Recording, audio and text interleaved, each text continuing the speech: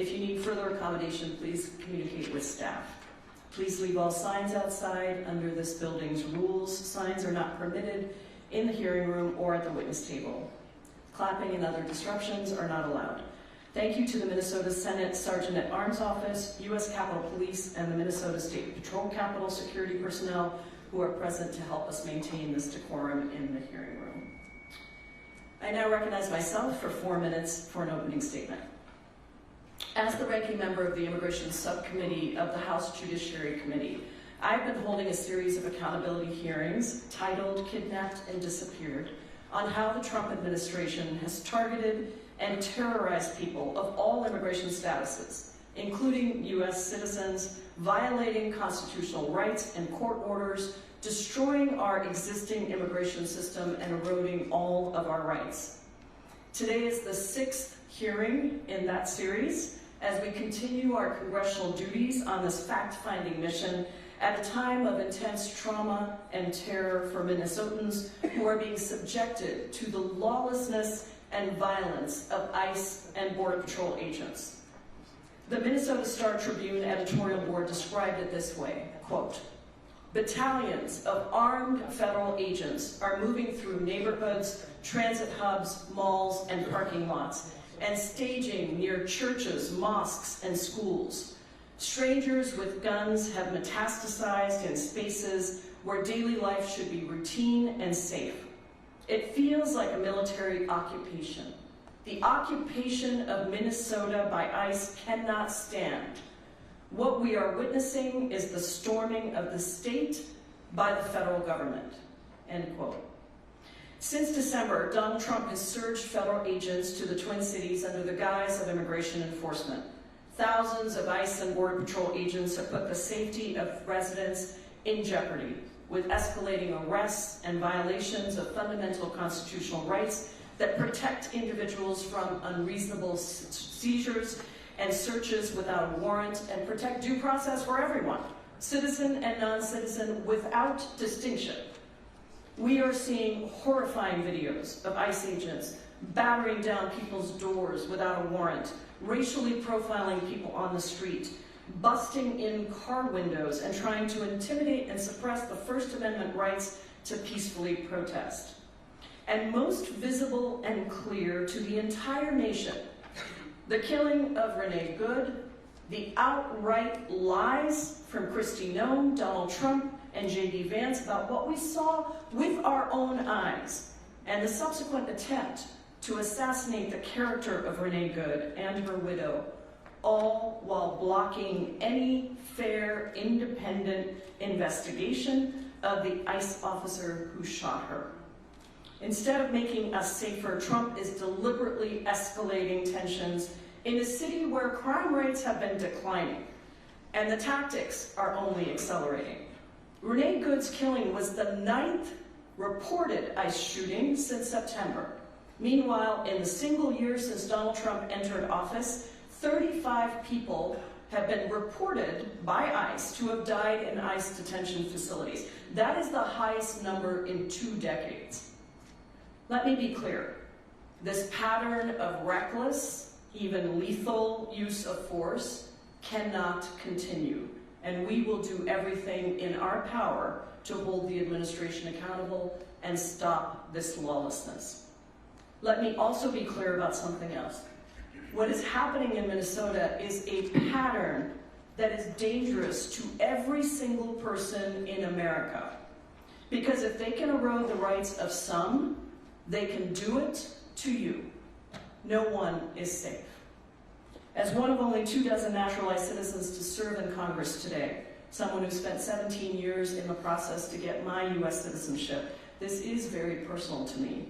Never in a million years would I have thought that I would see what I see on the streets of the United States of America. We cannot have a second tier of citizenship. We cannot undermine the contributions of immigrants from all over the world, and we must protect our democracy and our Constitution for all residents and our future generations. I'm grateful to our witnesses for being here today, and I now recognize Representative Ilhan Omar for 4 minutes for an opening statement.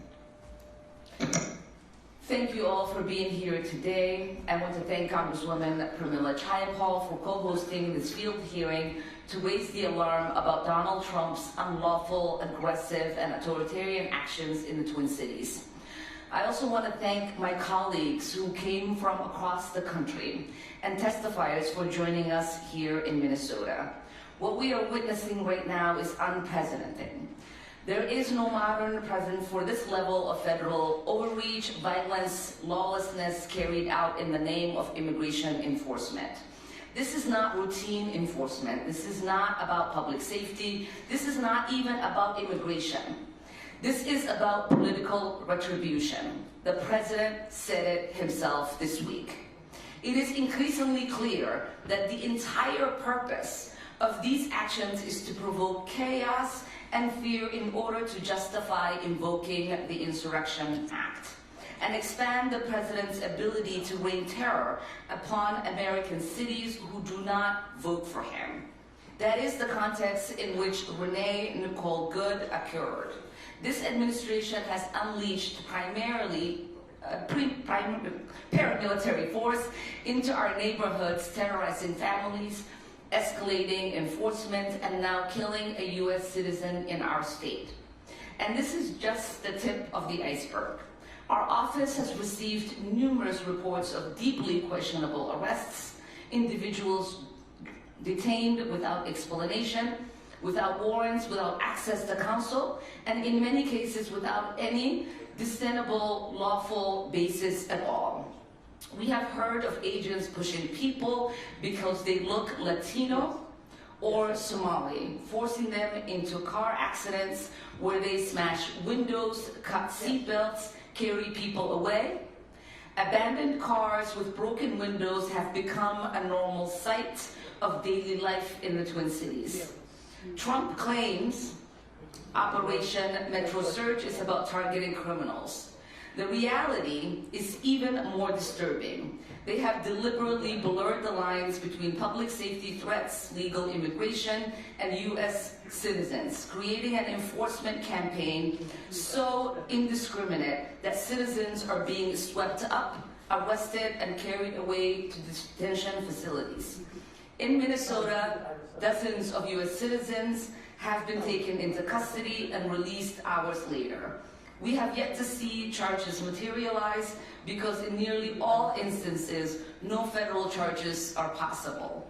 Similarly, this administration has worked to reduce any semblance of due process, sending people out of state, specifically to prevent access to legal representation, separating them from their family, counsel, and open removal processes for refugees with no legitimate legal basis. This is the behavior of paramilitary force operating outside the bounds of law. This administration has been entirely unresponsive. Families cannot locate loved ones, attorneys cannot find their clients, members of Congress can't get answers about where people are being held. In North Minneapolis, doors have been battered down without judicial warrants, as ICE has conducted door-to-door operations with guns drawn, actions that are neither legal or precedented. People have been indiscriminately shoved in the streets, pushed into oncoming traffic, and nearly hit by buses. Flashbangs, pepper balls, and chemical irritants are used without a second thought. This is not the America we want. This is not the Minnesota we deserve. And we will fight back. Thank you, and I look forward to hearing from our witnesses. Thank you, Representative Omar. I now recognize Representative Betty McCollum for 3 minutes for an opening statement. To my colleagues, well, I guess I get the first microphone that doesn't work. We can make it happen. We're flexible. Thank you. To my colleagues, I want to give you all a very warm welcome here to Minnesota. Today you're going to hear what's been happening in our state. The Trump administration is abusing its power of the federal government to deny people their civil rights and subjecting them to violence. And the killing of Renee Good by an ICE agent is an example. Minnesotans are being racially profiled on a mass level. We are being assaulted in our streets. They are being kidnapped from our communities. Parents are seized in front of their children by masked federal agents. High school students have been thrown to the ground and pepper sprayed on their own school grounds. And it's happening right here, right now. ICE and the Department of Homeland Security must suspend all their actions at once to stop the chaos and the physical danger. The actions of these agents, which are totally unprofessional and illegal, create great harm and fear. Sunday, I saw the fear in young children's eyes and their mothers at a Midway Target when ICE pulled into the parking lot. 1 hour later, I watched as ICE agents drove through the Menards parking lot. Because there was no place to stage, they left. Our neighbors were yelling at them, some things I won't mention in public, but my favorite part was keep on driving, keep driving right out of Minnesota. Clearly what I saw was not normal or right. Secretary Noem, you better be preserving your documents unaltered because you're going to be held to testify and you will be subpoenaed. President Trump, stop stoking the chaos in our neighborhoods. You are creating a dangerous escalation. Now, Minnesota, we're not taking the bait. To my fellow Americans in other states, these actions, left unchallenged, could mean you're next. People that you live alongside with will be denied their rights and their due process. Today you will hear the truth of what's happening in Minnesota. Minnesotans continue to be peaceful in your protest in the face of violence. Yes, in the face of violence. And keep on reporting the actions of these federal agents, but do it safely. As we celebrate 250 years of the American experience, in the words of Benjamin Franklin after the Constitutional Convention, he said, "We have a republic if you can keep it." Mr. Franklin was right. Self-governance is within all of us. I thank you, Carmela, I shouldn't be so informal, I'm sorry, and the committee for being here and gathering an amazing group of people that I heard from last night. Folks, be safe out there, but stand up for your rights because they're my rights too. I yield back. Thank you so much, Representative McCollum. We're very fortunate to have with us both senators from the state of Minnesota. I now recognize Senator Amy Klobuchar for 2 minutes for an opening statement. Good morning, everyone. We are gathered today because our state is once again the center of America's heartbreak. And it means so much, Congresswoman Jayapal and Omar, that you brought this together, and that we have people from all over the country to stand with us. And I want to thank our incredible leaders, the 2 mayors, as well as Attorney General Ellison, who's been at the forefront of these legal fights. ICE needs to get off our streets. They are causing confusion, chaos, and fear. They are literally chasing DoorDash delivery people into private homes where there are children. They are chasing down legal citizens in parking lots and wrestling them down, as the Congresswoman just noted, in front of Menards and in Targets. But instead of de-escalating the situation, the administration has doubled down. People are saying, look at my passport, look at my passport. Legal workers at our airport, Native Americans are being targeted on the way to their jobs. I recently met with principals in city and suburban schools in Minnesota, and they told me the horror stories of little kids scared, teachers being wrestled down in front of them in their school parking lot, graduates being stopped. And now the administration has chosen to send even more ICE officers, to the point now where there are nearly 3,000 of them, which is significantly more than the 1,100 sworn officers in Minneapolis and St. Paul combined, and equal to the sworn officers in 10 metropolitan police departments. This is completely, as the mayors know, out of balance, and it is chaos. We are telling our people who are so offended for their neighbors and are standing up, not just in organized protests, but are just standing up when they see it happen in stores. We are telling them to be peaceful and not to take the bait from the threats coming out of the White House, because in the end, these people would not be here from all over the country if they didn't believe that democracy will prevail, that the rule of law will prevail, that this is who we are in Minnesota. We are the people that slide down icy hills to get to a protest. We are the people that quietly and loudly come together to help our neighbors. We are the people, in the words of Renee Good's wife, Becca, lost the love of her life, a mom of 3, who said that we must reject hate and embrace compassion. So that is what I hope our representatives will pick up from their time in Minnesota and from our incredible witnesses today, that we're standing together, regardless, Democrats, Republicans, even though some people are louder than another. People know that this invasion is not what our state is about, and we're going to stand up. Thank you. Thank you, Senator Klobuchar. Now recognize Senator Tina Smith for 2 minutes for an opening statement. Well, good morning, everybody, and thank you all so much for being here. I want to add my thanks to members of Congress who have made this trip to Minnesota to stand in solidarity with all of us, and also to the incredible local leaders, with my fellow members of the Minnesota Congressional delegation, local leaders, the mayors here today, many state legislators that are in the audience.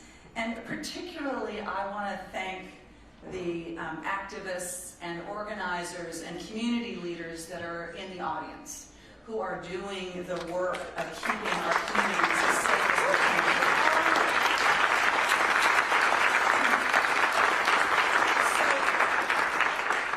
President Trump's illegal deportation campaign is leaving Minnesotans and Americans detained, arrested, injured, and killed, all the while trampling on our basic civil rights and due process. It is making us all less safe, it is dangerous, and it must stop. Renee Good, a United States citizen, a wife and a mother, was shot and killed by federal agents in broad daylight in the middle of a Minneapolis street. The federal government, within hours, labeled her as a domestic terrorist before they even knew her name, and are clearly attempting to cover up what happened. And in Minnesota today, people are literally calling 911 because they need protection from federal agents that are threatening their safety and their security. ICE agents are blatantly profiling Black and brown and Asian people and Native Americans. And this is happening not just in Minneapolis and St. Paul, but in suburbs and small towns and communities all over Minnesota. Now, many of these agents are clearly poorly trained, which puts us all in danger, but they are also hostile and emboldened because they have been told, starting with the vice president, that they have 100% immunity. And as a result, people are getting hurt and even killed. And of course, just yesterday, the president literally threatened to invoke the Insurrection Act, which amounts to declaring war on the state of Minnesota. I am so grateful to all of you here today who are going to help us tell this story, not only to Minnesota, but to the country, because we know that most Americans do not support this blatant illegal activity. And the more they hear about what is happening, the more they will add their voices to the powerful resistance that we are seeing here in Minnesota, and that is the way that we will win this important fight. Thank you so much, everyone. Thank you so much, Senator Smith. We are fortunate to be joined with 2 members of our House Democratic leadership. Ted Lieu, Vice Chair of the House Democratic Caucus, is here, and I now recognize House Democratic Caucus Whip Catherine Clark for an opening statement for 2 minutes. Thank you so much, and I am so pleased to be here. So pleased to be here. Thank you, Congresswoman Jayapal, for bringing us together today. And thank you to Congresswoman Omar and McCollum for hosting us in the Twin Cities. To Mayor Fry, to Mayor Herb, and to Attorney General Ellison and all of the witnesses, thank you for taking the time to be here while your community and state is under siege, grieving, and weighed down by injustice. The sheer number of colleagues that we have in attendance underscores how deeply the pain of Minnesota is felt across the entire country. And it reflects what the American people understand about this moment, that if this terror can be ordered on the people of Minnesota, it can be directed on any of us. If the sovereignty of this state, its local police and prosecutors can be threatened by the untrained recruits that Kristi Noem has fashioned into a mass paramilitary force, then none of us have true security. And if the shooting of Renee Good can be deemed justified without investigation, then we know all of our freedom is threatened. I want to thank the people of Minnesota for their resolve and grit, for their courage, and for turning towards each other in love instead of turning away in fear. You are setting a model for how we respond with strength and community. And to our witnesses, we thank you for speaking out and sharing your stories. Your courage inspires us, and we will be taking your voices to all of our work that lies ahead in these perilous days. Thank you again, Congresswoman, for pulling us together and for being here. I am so grateful to be part of this important and urgent discussion. And I yield back. Thank you so much, Whip Clark. For those of you who are looking to use Wi-Fi, you can use Ledge Public Wi-Fi, and there's no password. It is now my pleasure to introduce today's witnesses for our first panel.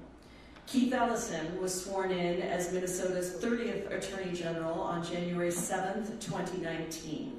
As the people's lawyer, Attorney General Ellison's job is to help Minnesotans afford their lives and live with dignity, safety, and respect. From 2007 to 2019, Attorney General Ellison represented Minnesota's 5th Congressional District in the United States House of Representatives and served as a dear friend and colleague for many of us on this dais. Prior to Congress, Attorney General Ellison served 4 years in the Minnesota House of Representatives, as well as spending 16 years as an attorney specializing in civil rights and defense law. He received his law degree from the University of Minnesota Law School in 1990 and is the proud father of 4 adult children. Jacob Fry has served as mayor of Minneapolis since 2018, being re-elected twice in 2021 and 2025. A member of the Minnesota Democratic Farmer Labor Party, he served on the Minneapolis City Council representing Ward 3 from 2014 to 2018. Prior to entering elected office, Mayor Fry worked as an employment and civil rights attorney and became an active community organizer. He also became involved in advocacy for those experiencing homelessness, helping tenants who lost their homes in North Minneapolis. Mayor Fry received his undergraduate degree from William & Mary and law degree from Villanova University. Kali Herr was sworn in as the 56th mayor of St. Paul earlier this year. She is the first woman, the first Asian American, and the first Hmong American to hold this position. Prior to being elected mayor, she served in the Minnesota House of Representatives from 2019 to 2025. Mayor Herr was born in the mountains of Laos and came to the United States as a refugee at the age of 3. A strong work ethic, her family's tenacity, and support from her community propelled Mayor Herr to the highest levels of our state government and now to City Hall, where she brings her years of lived experience across different sectors to help move St. Paul forward. I thank you all for your leadership in these incredibly difficult times and for being here today. We ask that you summarize your testimony in 4 minutes. To help you stay within that time, there is a timer here to keep track. Attorney General Ellison, you may begin. Thank you very much, Congresswoman Jayapal. And words simply cannot embrace and capture how grateful we are for all of you to be here, to bear witness and to be present to what is happening in our beloved state of Minnesota right now. Your presence here is incredibly important and impactful, shining a light on what is the single most unjust thing I've ever seen happen to our state of Minnesota. The Trump administration's decision to target Minnesota and the Twin Cities, flooding our streets with thousands of federal immigration agents, is not about public safety. It's not about fraud. It's not even about immigration enforcement. It is because, in the words of Donald Trump, he believes that he won our state 3 times, but he did not win it in the election. I'm quoting him. He's the one who said these words, not me. In fact, when he said what he said, it was so incredible that I had to replay it a few times to make sure that I heard that this was about vindictiveness and an election loss, not anything to do with any legitimate public interest. And you've heard already from the very accurate descriptions from our congressional presenters that we've seen attacks on high schools, over 3,000 agents surge, warrantless searches, killings, shootings, and none of this has done anything to help Minnesota. In fact, it has hurt Minnesota. In fact, it has diminished economic activity in our state, deprived schools' children from education, created barriers for public life, and has expanded costs on our state. You'll hear from both of our mayors how both of them are dealing with increased costs for overtime. I'll leave that to them to describe. But that is why the 3 of us joined together with the state of Minnesota, Minneapolis, and St. Paul to sue the Trump administration over Operation Metro Surge. Let me be clear. We're not suing because ICE is in Minnesota. They were in Minnesota last year. They were in Minnesota 10 years ago. We didn't sue them then.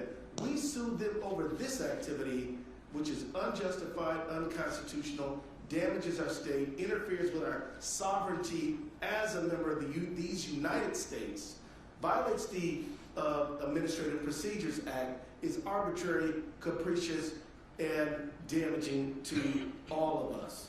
That is what this lawsuit is all about.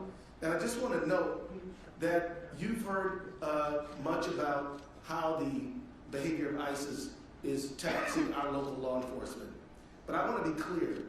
Local law enforcement is doing a good job. They're maintaining order in our state. The order, to the degree there is a lack of it or a challenge, is directly and exclusively because of the Metro Surge authorized by the President of the United States. And so as he contemplates the Insurrection Act, please know that we do not need federal authorities to help us maintain order. We need them to stop doing things. That is what is needed in this situation, and that is what we're demanding in our lawsuit. So let me just say that the family of Renee Nicole Good and the family of everyone who's been thrown to the ground, beaten, harassed, arrested in a warrantless search, anyone whose business has been destroyed, had to face closing their business because of this conduct, that we are standing with you. And we will not stand by idly as this injustice unfolds. We will stand up and assert all means legal to protect the people of our state. I will yield back. Thank you, Attorney General. Mayor Fry, you may begin performance. Thank you, Ranking Member Jayapal, Congresswoman Omar, members of this committee. We are so grateful to have you here today. Our ask is that you take the things that you have seen and you have heard from Minnesota, you bring them back to your respective districts. You talk to your colleagues that aren't here with us. You talk to both Democrats and Republicans about the unconstitutional violations that are happening in Minnesota and Minneapolis. And we put a stop to this because what we're seeing on our streets is unnecessary abuses of force. This is an invasion for the sake of creating chaos by our own federal government to interrupt the daily lives of tens of thousands of people.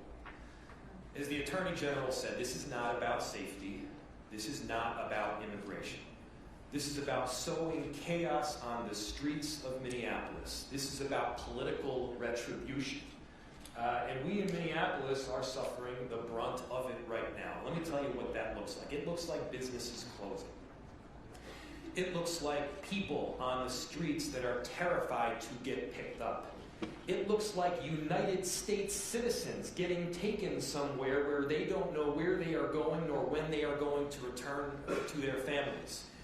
It's families torn apart, it's schools closing, it's an unnecessary expense of taxpayer dollars just to try to keep order. If this were about order, there would be a simple way to restore it. And let me tell you a secret. It's not restored by additional federal agents. Order would be restored, and I will make this prediction, if those federal agents left. As soon as they leave, we will have peace, we will have safety, and order will be restored. Before the federal agents came here, our city was experiencing a brilliant comeback. Indeed, we were on the way to a renaissance. Safety had been improved, crime was down in virtually every category, in virtually every neighborhood. Thus far in 2026, last I checked, we had only had 4 shootings. 2 of them were ICE. An entire city of 435,000 people, 4 shootings, and 2 of them were ICE. It is clear that the practices that ICE is using is unconstitutional. They are not methodical. They are not well planned out. They have taken people out of their cars to detain them on major streets, left the car running, not in park. Car rolls down the street. You don't need to be a genius to figure out that that is not safe. We've had small children that have been damaged by the inhalation of some form of gas. We've had loose dogs that were left unattended in the streets after ICE arrested and drove away with its owner. This is not making Minneapolis safer. This is not about safety. And I think the main message here is this is not sustainable. We have had tens of thousands of people in our city beautifully stand up for one another.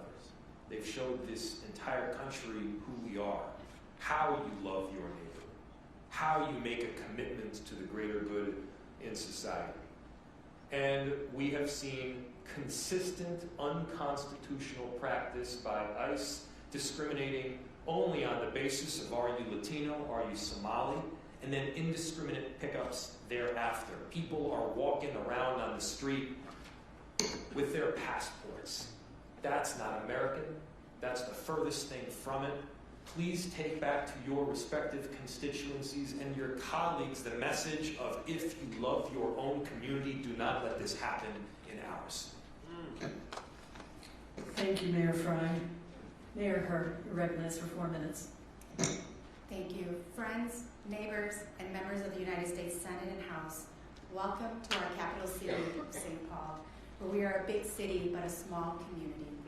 I sit before you today, a newly sworn-in mayor of a city under siege by the federal government. Right now, federal law enforcement officers far outnumber local law enforcement officers in Minneapolis and St. Paul. The tragic effect of this occupation are rippling far and wide throughout our communities. Beyond the immediate and tragic human toll of rounding up our residents based on what they look and sound like, the economic impacts on our city are far-reaching and likely unquantifiable in the near term. St. Paul Public Schools need to close so that they can offer remote learning for students so that they can feel safe in their learning. We've received reports of federal law enforcement officers going door to door asking people where the Asian people live, right in our very own city. I myself have received advice to carry my passport with me because that they may try to target me based on what I look like as well. Our immigrant, refugee, and communities of color are hurting. I've been meeting with immigrant business owners to develop plans to throw them a lifeline and help them stay afloat. I've heard from them that some of their sales have dropped 60% if they're even able to stay open at all. They are relying on community networks and volunteers to secure their entrances and monitor their parking lots. It is draining their resources and ours. Our law enforcement officers are responding to incidents across our city in which residents are feeling threatened and having their rights violated. Car accidents caused by ICE agents, leaving physical injuries and hazards on our roadways. They have fired shots in our streets, and we've heard from citizens who were held in detention centers in a U.S. citizen section. Our residents are scared and confused by the number of agents in uniforms bearing the words police that do not behave or treat residents the way St. Paul police officers do. It is undermining the trust within our officers. If this were about safety, federal agents would be going after people who are truly a threat to our community. Instead, they are casting a wide net, scooping up residents who enrich our community, contribute to our economy, and make up the fabric of our cities and state, producing vibrancy for our communities. We are ground zero for Trump's war in America, a war on our democracy, on our freedoms, on our rights as Americans. It is in our backyard today, and it is only a matter of time before it is in yours. As congressional colleagues at the highest level of our federal government, we need you to act, to speak out, to elevate stories of what is happening to our residents. I was with my parents last night for an hour talking to them, and they told me they hadn't opened their blinds in days. They were afraid that their neighbors would tell them that that house was an Asian house. That my parents have both moved all of their hospital visits, their doctor's visits, to remote or to virtual because they're afraid to leave their home. That is the America that we are living in right now, where people cannot access food, they cannot access healthcare, they cannot access their basic needs because of the terror, because our cities are under siege. We need your help, whatever it may be. We are standing united and strong, but we need immediate relief for our cities. Thank you so much for being here, and thank you so much for lifting up what is happening in our city and our state. I yield back my time. Thank you so much, Mayor Herr, and thank you all for your incredible strength and leadership. We appreciate you being here, and we'll excuse you to go back to all the things I know are before you.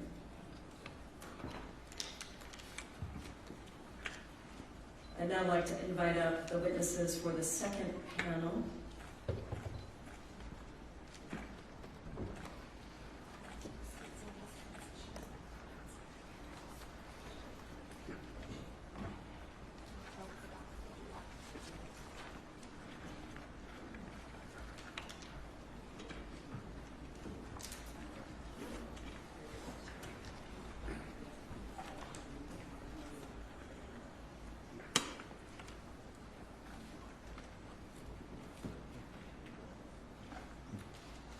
I now recognize Representative Omar to introduce our second panel of witnesses. Thank you so much to our first panel. It is my pleasure to introduce today's witnesses for the second panel.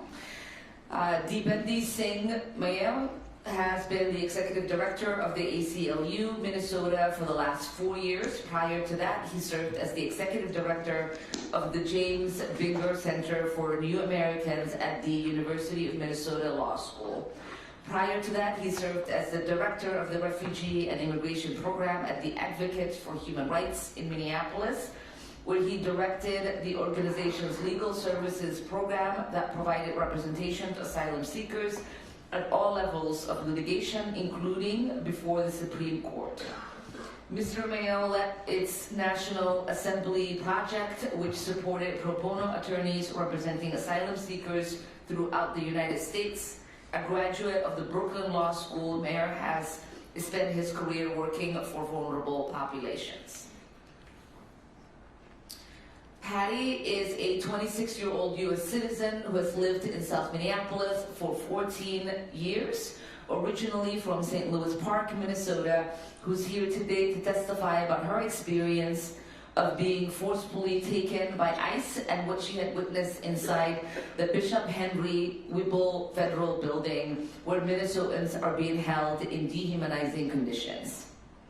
Mubashir is a resident of Minneapolis and a U.S. citizen whose family came to the United States as refugees, and he grew up in this country. He works as a manager at a mental health services provider in the Cedar Riverside neighborhood of Minneapolis. He's here today to describe his interactions with the Department of Homeland Security. Amelia Gonzalez Avalos is an immigrant from Mexico City, raised in Minnesota. She leads Unidos Minnesota, where she helped grow a small student collective into the state's largest multiracial, multi-generational, women-led, BIPOC majority organization in the state. Unidos Minnesota builds power across race, income, age, and zip codes, cultivating leadership, belonging, and agencies. Unidos Minnesota drives people-powered policy agenda, shifts culture, and creates durable community power that delivers tangible improvements for working families across Minnesota. Jaylani Hussein is the Executive Director of the Minnesota chapter of Council on American Islamic Relations, where he has worked for the last 11 years. Mr. Hussein works to challenge Islamophobia, address racial and social inequalities in the state of Minnesota. Since the killing of George Floyd and before, he has worked on addressing both federal and local law enforcement accountability. Hussein's family immigrated from Somalia to Minnesota in 1993, probably one of the first families to arrive, and is trilingual in English, Somali, and Arabic. Mr. Hussein holds degrees in community development and city planning from St. Cloud State University and political science degree from North Dakota State University. Chief Kelly McCarthy was appointed chief of the Mendota Heights Police Department in 2017. Prior to her employment in Mendota Heights, Chief McCarthy has worked for Lino Lakes Police Department. She has worked in various law enforcement roles, including as a community service officer, training officer, and deputy director of public service. Chief McCarthy has a master's degree in leadership and education from the University of St. Thomas and is a graduate of Harvard Kennedy School, where she studied applying behavioral insights to the design of public policy and leadership decision-making. She's a graduate of the 235th session of the FBI National Academy and was appointed chair of the Peace Office Standards and Training Board by Governor Walz and served from 2019 to 2023. Thank you, Representative Omar. We welcome all of our distinguished witnesses for panel 2, and we thank you for participating in today's hearing. We ask that you summarize your testimony in 4 minutes to help you stay within that time. There is a timer to help you keep track. Mr. Mayo, you may begin. Thank you, Ranking Member Jayapal, distinguished members of Congress. Thank you for holding today's hearing. My name is Deepinder Mayal, and I'm an honor to serve as the Executive Director of the ACLU in Minnesota. You visit our beautiful city in a time of profound grief, fear, and outrage. In recent weeks, we have experienced violence, chaos, and abuse at the hands of hundreds and now thousands of masked agents brandishing weapons of war in American streets. Today, I will share with you about 2 recent ACLU of Minnesota lawsuits that document these profound harms and the administration's brazen violation of our laws. And first, I want to tell you a bit more about what we are experiencing. Agents have stormed our parks and schoolyards, blocked our streets, barricaded store parking lots, and thrown tear gas in front of our homes and schools. While many Minnesotans are peacefully protesting, many others are afraid to leave their homes. Public schools in Minneapolis closed earlier this month after federal agents pepper sprayed, tackled, and handcuffed multiple people at a high school. More than 30% of students were absent from classes this week. Parts of our city are like a ghost town, as the very presence of federal agents make them terrified to go about their daily life, and many immigrant neighbors have not left their homes in days, avoiding basic activities like buying groceries, picking up prescriptions, or going to work. These federal agents swore an oath to our Constitution, yet they have broken dozens of our laws. As we documented in our lawsuit filed yesterday, Hussein versus Noam, masked federal agents are violently stopping and arresting countless people based on nothing more than their race and perceived ethnicity in violation of the 4th Amendment and federal law. In Minnesota, the overwhelming majority of Somali, Latino, and Hmong individuals are U.S. citizens, including 95% of Somali Minnesotans. We also have a large Native American population that is being unfairly targeted. Because of the dragnet tactics, American citizens are being swept up and wrongfully arrested. One such citizen is Mubashir Khalif Hussein, who you will hear from shortly. When he was walking to lunch, when an unmarked SUV approached him, a man wearing a ski mask and a police vest who refused to identify himself pushed him into a restaurant. And despite being presented with clear documentation of his citizenship, federal agents took him into custody and forced him to submit to a face scan. In recent weeks, ordinary Minnesotans have banded together to bear witness and peacefully protest. And in response, we have seen an unprecedented attack on dissent, which we documented in our lawsuit in December 2025, Tincher versus Noam. Federal agents have abducted U.S. citizens, held them incommunicado for hours, pepper sprayed and aimed assault rifles at protesters and observers, and even followed observers home to scare them. Our plaintiff in that case is Sue Tincher. She was observing agents and only asked, "Are you ICE?" She was forced to the ground, handcuffed, taken to a federal building, had some of her clothes cut off and her wedding ring cut off, shackled and left in a cell for hours, then released without charge. This is happening across the country and not just in Minnesota. The First Amendment demands better. Those were the words of a federal district court judge in Southern California. And while we fight for our rights in court, we also need help from members of Congress. The president was able to secure $170 billion in funding from the One Big Beautiful Bill Act, and that has enabled ICE to become what it is today, a dangerous agency acting without impunity. As they abuse our communities, they continue to ask for more funding, and we need you to act. We need you to use the power of the purse to demand an end to the Trump administration's unprecedented, lawless, and dangerous escalation in our community. And we urge that you demand federal forces to withdraw from Minnesota before another life is taken. Thank you. Thank you, Mr. Mayo. Ms. Patty, you're recognized. Just quickly before I start my testimony, I just wanted to clarify that in my bio it said I'm 26, and while I wish I was still 26, I am not 36. I meant to say 36. So thank you, Madam Chair and community members. This past Sunday, January 11th, my friend Brandon Seguenza and I responded to reports of 2 ICE vehicles cornering and pepper spraying the car of an observer in my neighborhood. We are both U.S. citizens. We decided to go there because we'd heard that the more eyes on ICE agents, the less likely they are to escalate to violence. When we got there, the ICE agents were getting back into their 2 vehicles. They turned down a side street and we followed them for about 40 seconds, blowing our whistles and honking our horns, the few ways we've been able to successfully warn people that ICE is in the neighborhood. Halfway down the block, ICE stopped, got out, and surrounded the vehicle, yelling at us to stop following them. On their way back to their vehicles, one of the agents turned around and decided to come back and pepper spray into the vents near my front windshield, which immediately started burning our eyes and throats. When we didn't turn around, they came back again and without asking us to get out of the car, smashed both of the front windows, dragged us out, and arrested us. We were released without charges 9 hours later. Brandon and I were transported separately. I was put in a car with 3 agents and no other civilians. As soon as the agents got into the car and shut the doors, they immediately started taunting and mocking me. One agent took a photo of me on a cell phone and showed it to the other 2, laughing. Another made demeaning comments about my appearance.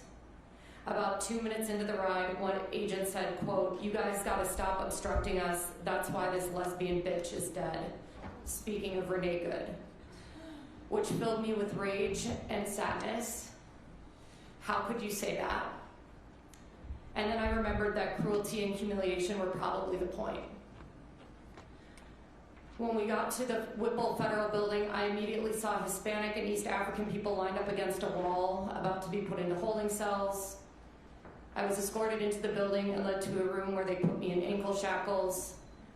I was then taken to a hallway with cells designated for U.S. citizens and was held there for over 8 hours. While I was there, I was never given a phone call, despite asking at least 4 times.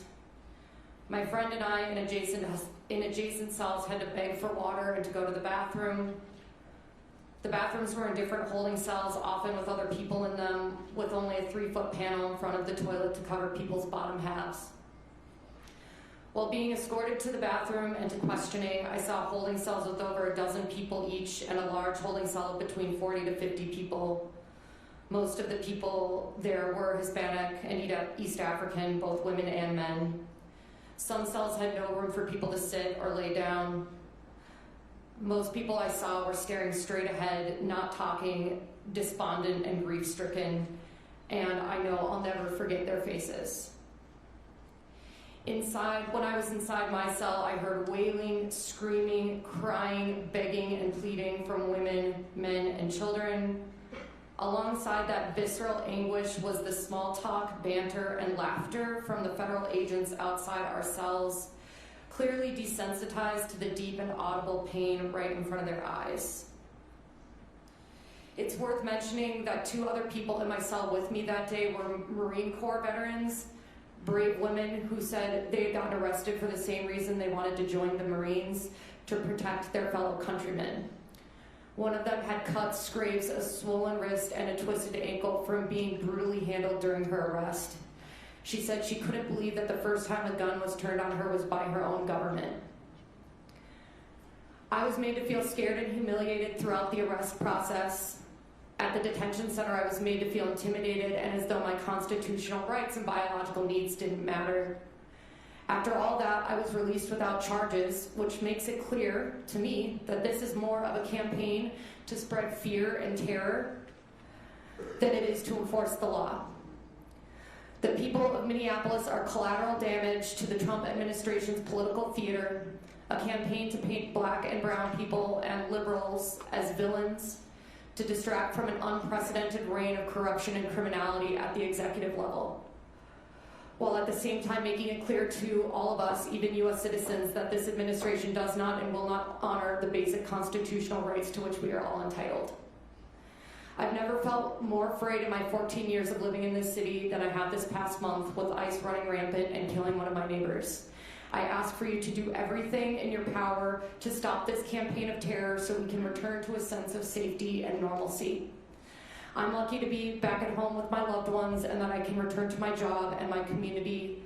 Renee Good's family never gets to see her again. The 100 or so people I saw in that facility don't get to come home, and that is unconscionable. Thank you so much, Ms. Patty. Mr. Lubashir, you're recognized for 4 minutes.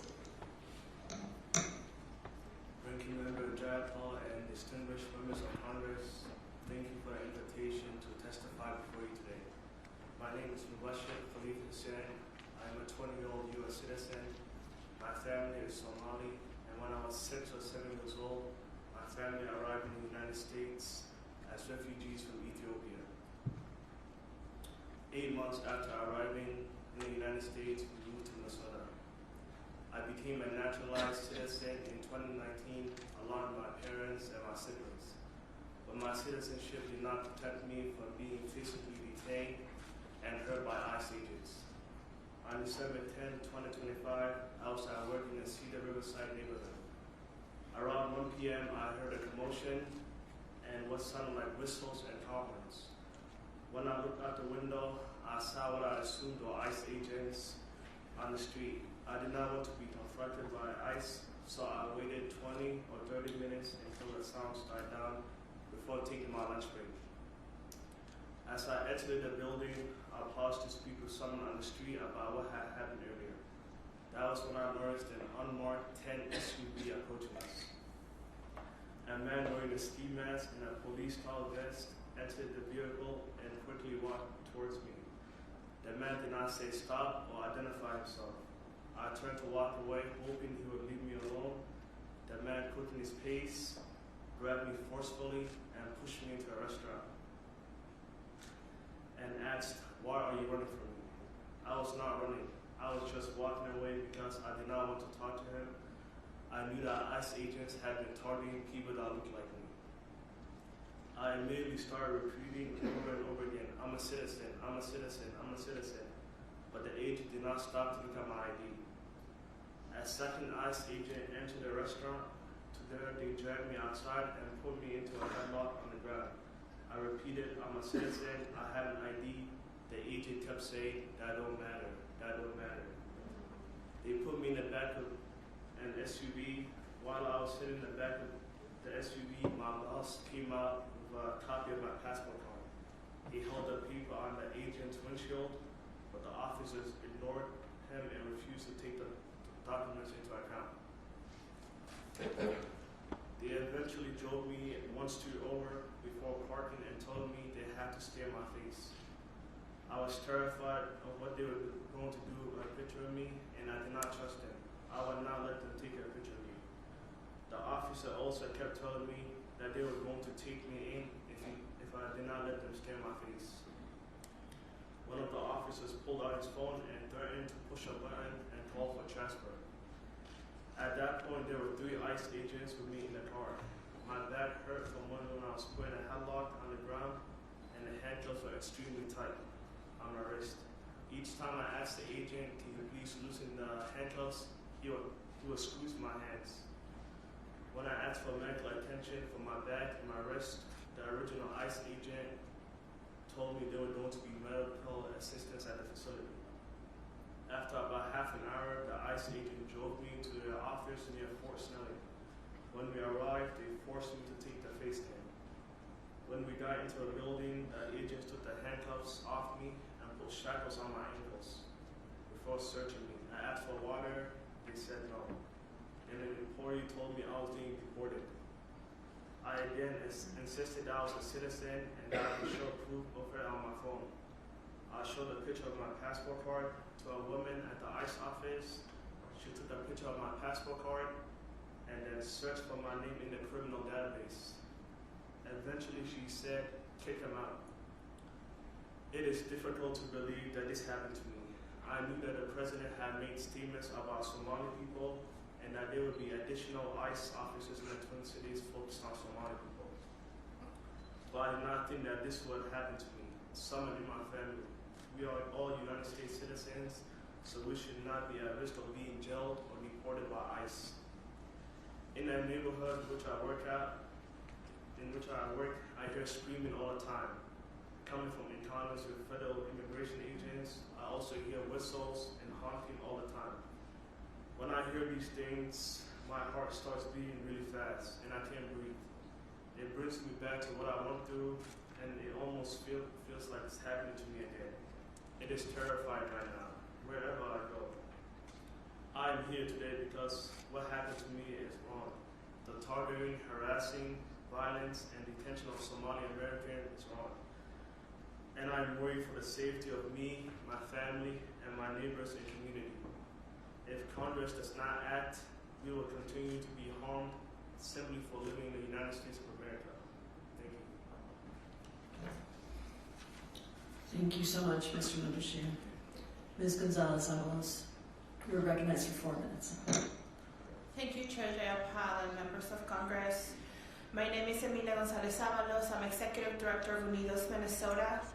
I am here today because our communities are experiencing a human rights and constitutional crisis as a result of Operation Surge and the historic mass deployment of federal immigration officers across Minnesota. I want to speak about Unidos Project Monarca, a coalition of thousands of workers, students, people of faith, parents, clergy, business owners, teachers, caregivers, and young people who have trained over 26,000 everyday Minnesotans as neighborhood observers to help people protect rights where it matters the most, on the ground and in our communities. This work is called constitutional observing. It's peaceful, lawful act of witnessing government activity and ensuring constitutional rights are respected in real time, documenting interactions, de-escalating, and providing transparency where power is being exercised against everyday people. Our protection is our power. We stand for the fundamental freedoms guaranteed by the Constitution, free speech, peaceful protest, and protection for unreasonable searches and seizures. These rights are the backbone of a healthy democracy. They are about dignity, privacy, and safety in our own neighborhoods.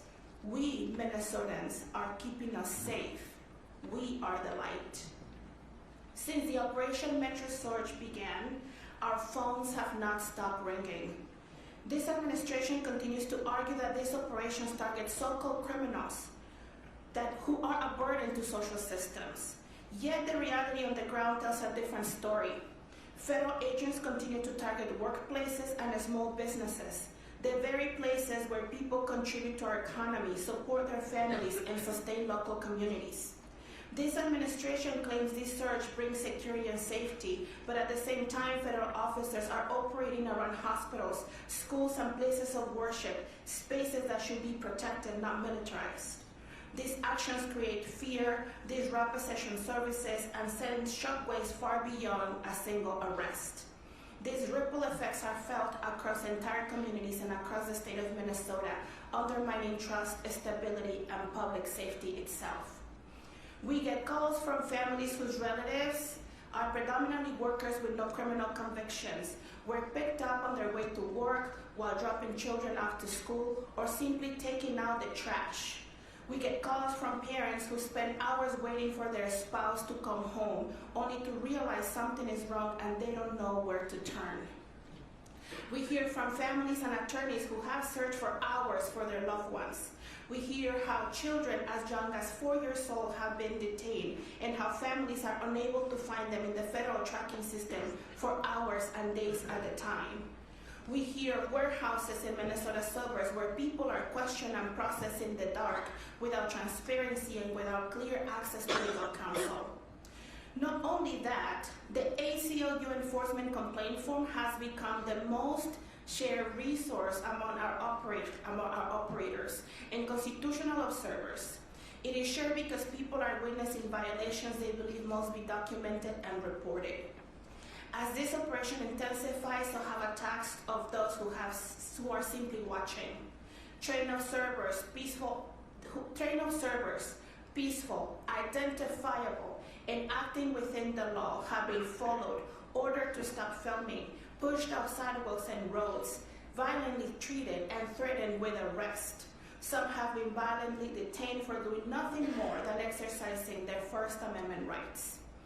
When the government treats observers as interference, when witnesses are intimidated, and when cameras are treated as threats, constitutional erosion is no longer theoretical. It is happening in real time.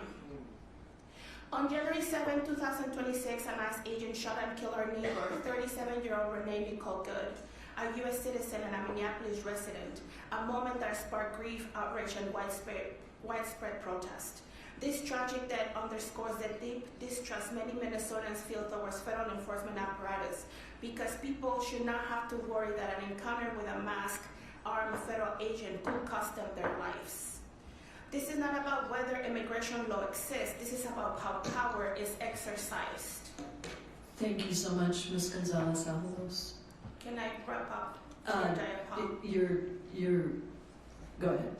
If you can make it really fast, we just need to I get promise over. I will Thank wrap you. it up. This scale and tactics of Operation Metro Surge have destabilized neighborhoods, separated families, undermined local authorities, and eroded public trust. Communities are not safer, and Minnesota should not be a testing ground for unchecked federal force.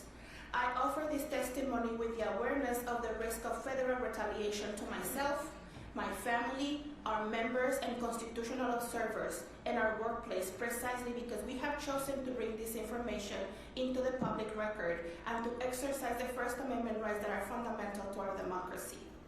We need ICE out of Minnesota until our constitutional compliance, transparency, and accountability are restored.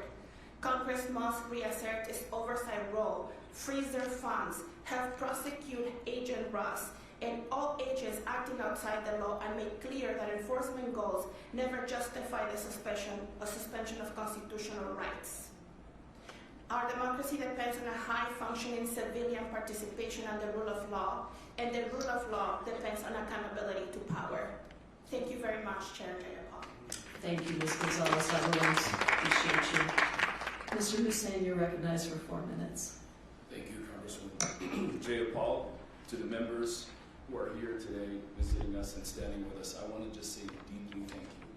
Thank you for being here today. Thank you for choosing to stand with us.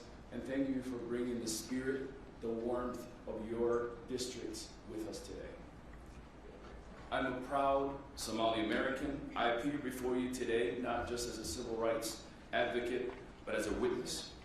I'm here to testify to a sustained pattern of organized disinformation and targeted harassment against the Somali American community. What I'm describing is a familiar American story. It has been updated to the digital age, but it remains rooted in long-standing systemic racial fear. Since 2025 election, we have witnessed and documented an organized, coordinated hate targeting Somali Americans, marked by nearly identical language, appearing across multiple online platforms within a compressed time frame. This activity originated and organized in MAGA online spaces, was designed, manufactured, fear to dehumanize an entire community. President Trump amplified and legitimized those narratives on social media, culminating in Christmas Day statements referring to Somali Americans as garbage. Words from the President of the United States are not symbolic. They authorize behavior. They normalize harassment. They escalate threats. And they lower the barrier to violence. Somali Americans sit in an intersection of multiple marginalized identities. We are Black, we're immigrants, and we're Muslim. As a result, our community has been scapegoated through sweeping narratives that criminalize our entire community based on identity rather than evidence. This reflects a broad institutional pattern that has targeted Black and immigrant communities for generations, from segregation, redlining, surveillance programs, travel bans, and voter suppression. In fact, today, if you look at the travel ban, 24 out of the 54 African nations have a travel restriction. Don't tell me that President Trump does not hate Black people. Targeting our Congresswoman, Ilhan Omar, had produced measurable consequences not only for her family, but our community. Coinciding with increased attacks against mosques, today Minnesota leads the nation in reported mosque attacks. This escalation is not isolated, it's connected. At the same time, these narratives have been used to expand the federal enforcement against our community in our state. Somali Americans have been living in Minnesota for nearly 30 years. And yes, I was one of the first ones that came. And the water was just fine in Minnesota. We told the rest of the people to come down. Our children represent the United States in Olympics. My community, we are health workers, drivers, teachers, laborers, entrepreneurs, engineers, public servants. In fact, at the lowest number that ICE knows, 95% of our community are either lawful residents or U.S. citizens. In fact, 51% of our population are born here. Somali Americans do not belong here because of our economic productivity. We belong here because we are Americans.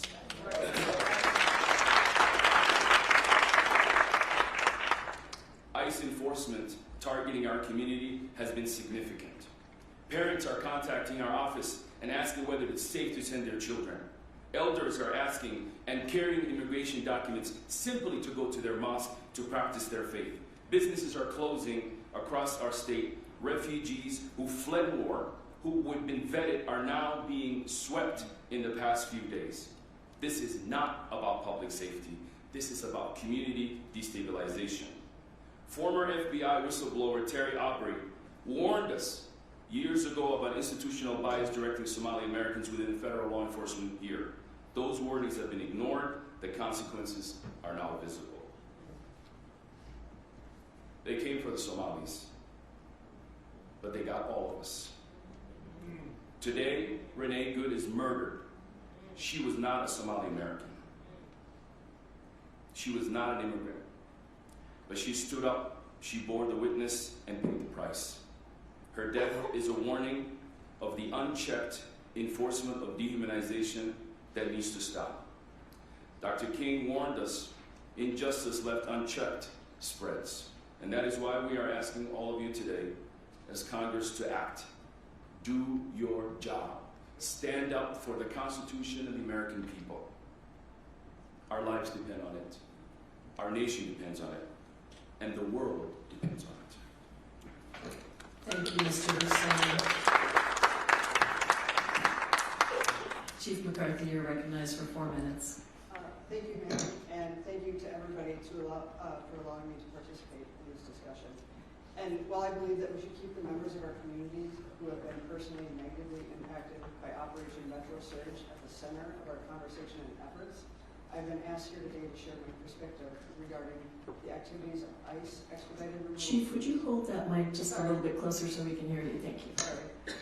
My perspective regarding the activities of ICE expedited removal teams and their impacts on local public safety. The Department of Homeland Security plays a vital role in ensuring our national security at its highest level. Homeland Security investigators are valuable partners and have collaborated with many local police departments, including the Mendota Heights Police Department.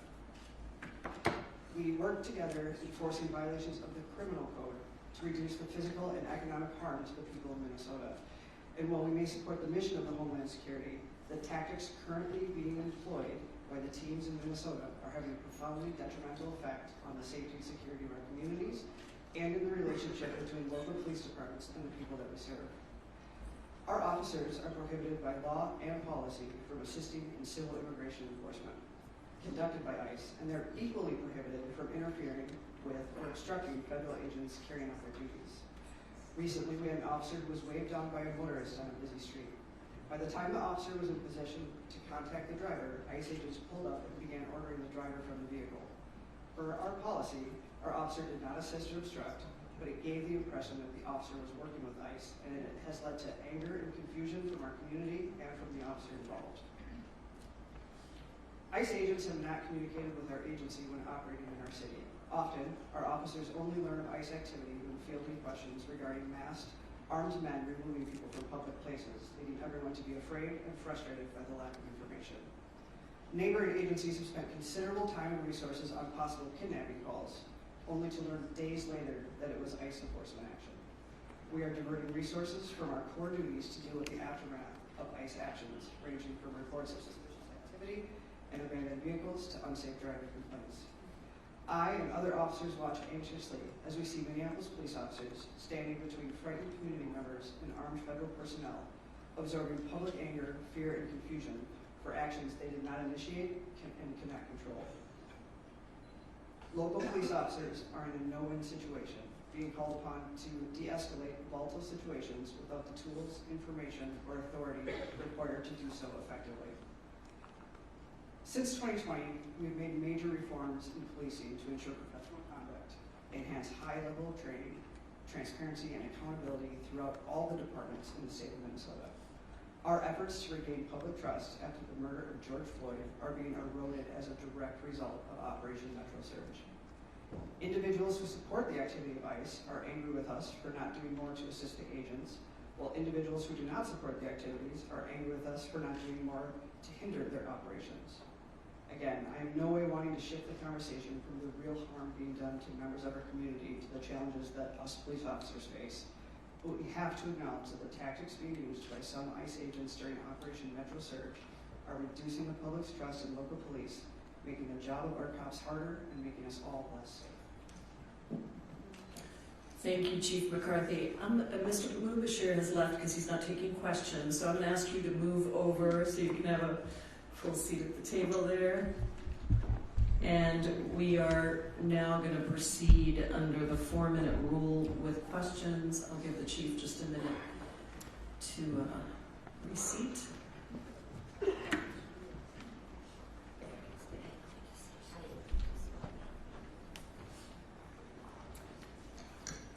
Great. We will now proceed under the 4-minute rule with questions. I'll begin by recognizing myself for 4 minutes.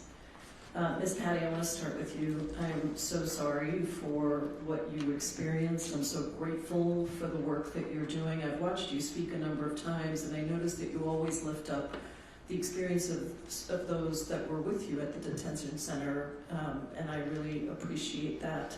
I understand that when ICE pulled you over, they also detained your friend who was in the car with you. Is there anything else you want to share about his experience? Yes, thank you, Madam Chair. My friend Brandon, who is along with me, he is a half Mexican ethnicity, has a Hispanic last name. I think the most kind of standout experience that he had in the detention center was he was he was taken into another cell by 3 Homeland Security investigation agents who offered him, they offered him a Coke and candy and were wanting to talk with him and kind of insinuated through their language, like, you seem to be in some real trouble here and we can help you out.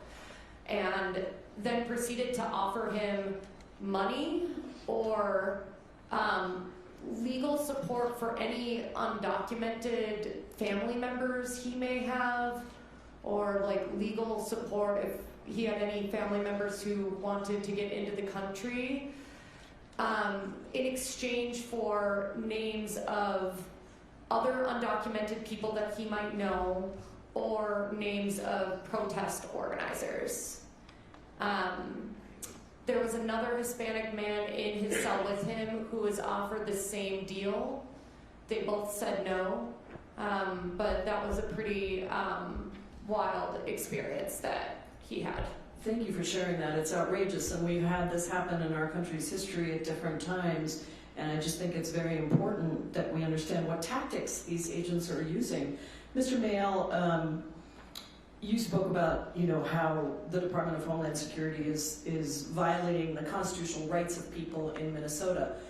Just this week, I played that video of the ICE agents with battering rams battering down the door of an individual without a judicial warrant, and I demanded whether any of my Republican colleagues on the other side would defend that behavior, that violation. I want to ask you about this. How the rights are conferred by the First and Fourth Amendment of the United States apply to all people, citizen and non-citizen, regardless of immigration status, and how what you've seen from DHS is violating those rights? You have about 50 seconds. Thank you, Member. So I'll say, Congress has already put strict limits on ICE and Border Patrol's ability to make arrests without warrants. And that's a really important note here. Under 8 U.S.C. 1357A2, two conditions must be met before an agent may conduct a warrantless arrest. The agent must have a reason to believe that both the individual is in the U.S. in violation of immigration law and the individual is likely to escape before a warrant can be obtained for his arrest.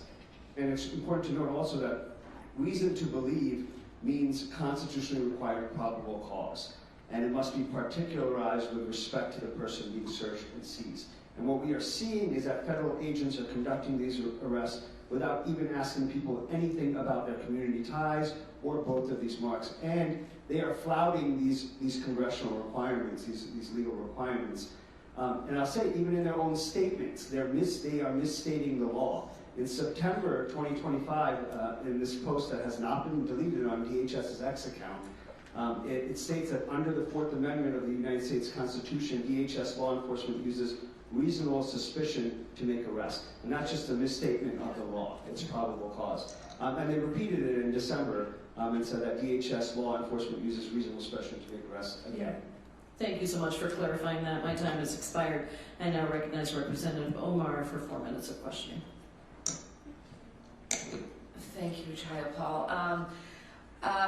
Ms. Patty, as a matter of law, and according to ICE's own policy, ICE could not arrest and detain U.S. citizens. Did they give you a reason for your legal detention, and do you remember what the actual agency that made the arrest was? They said when they arrested us that they were arresting us for obstructing a federal operation, but... And do you know to this day if you've been charged with anything? No, to this day I've not been charged with anything. There were no cars in front of them. We weren't blocking them in. We weren't at an active ICE raid. They also never identified themselves as ICE. It didn't say that on their uniforms. So. Do you recall if you were fully booked? Like fingerprinted, photos taken? We were not fingerprinted, our photos were not taken, no. So just held hostage and then released, essentially? Yeah. Okay. And Mr. Mayel, is there any constitutional way in which these arrests are legally possible by ICE and border agents when it comes to legal residents and citizens? Well, I mean, for any arrest, someone can be arrested for unlawful activity. But what we are seeing is far from that. At the sites of some of these some of this activity with observers and protesters. These are chaotic scenes, but we are seeing actions from the government that are escalating, that are violent, that are not disciplined, that are not using any proper rules of engagement. And citizens, observers, protesters, Minnesotans are rightfully upset about what they're seeing. Seeing people murdered, they're seeing people shot at, they're seeing people dragged from their homes and from cars, and they're coming out. For the most part, what we're seeing is escalation from DHS forces. Yeah, thank you. And Chief McCarthy, we in Minneapolis, we're seeing arrests being made at gas stations, cars being left behind. The mayor testified to one car being left on as the person was detained, rolling into the street. Is that a normal behavior for law enforcement when they make an arrest for them to leave vehicles running or to leave vehicles at the site of the arrest? Thank you for the question, ma'am. No, it is not. And why is that? Well, because we are responsible for the welfare and safety of everybody, including the people that we arrest. And people have a right to be secure in their persons and property. Part of that is us securing their property and making sure that it's not subject to another crime such as theft or a traffic issue. Mm-hmm. And do you know any training that would allow local or federal law enforcement to leave these vehicles where they've been left? I can only speak to local or statewide, and no, that is contrary to our training and policy. Mr. Hussein, you heard the testimonies of citizens only holding areas. You spoke to the trauma of being a refugee who comes from a war-torn country. What do you think it is psychologically, this occupation is psychologically doing to people who already hold a lot of trauma? Thank you for that. As we know, Somali Americans are about 98% permanent residents or U.S. citizens. What we are seeing is those U.S. citizens being harassed at work, whether they're driving Uber, whether they're going to work. We also know that people are afraid to go out because being Somali now means you're at risk of being stopped. And that is something that the entire community is sharing. We're seeing our businesses now, some of our business owners saying that about 70% of their customers are not returned. This is widely impacting our community.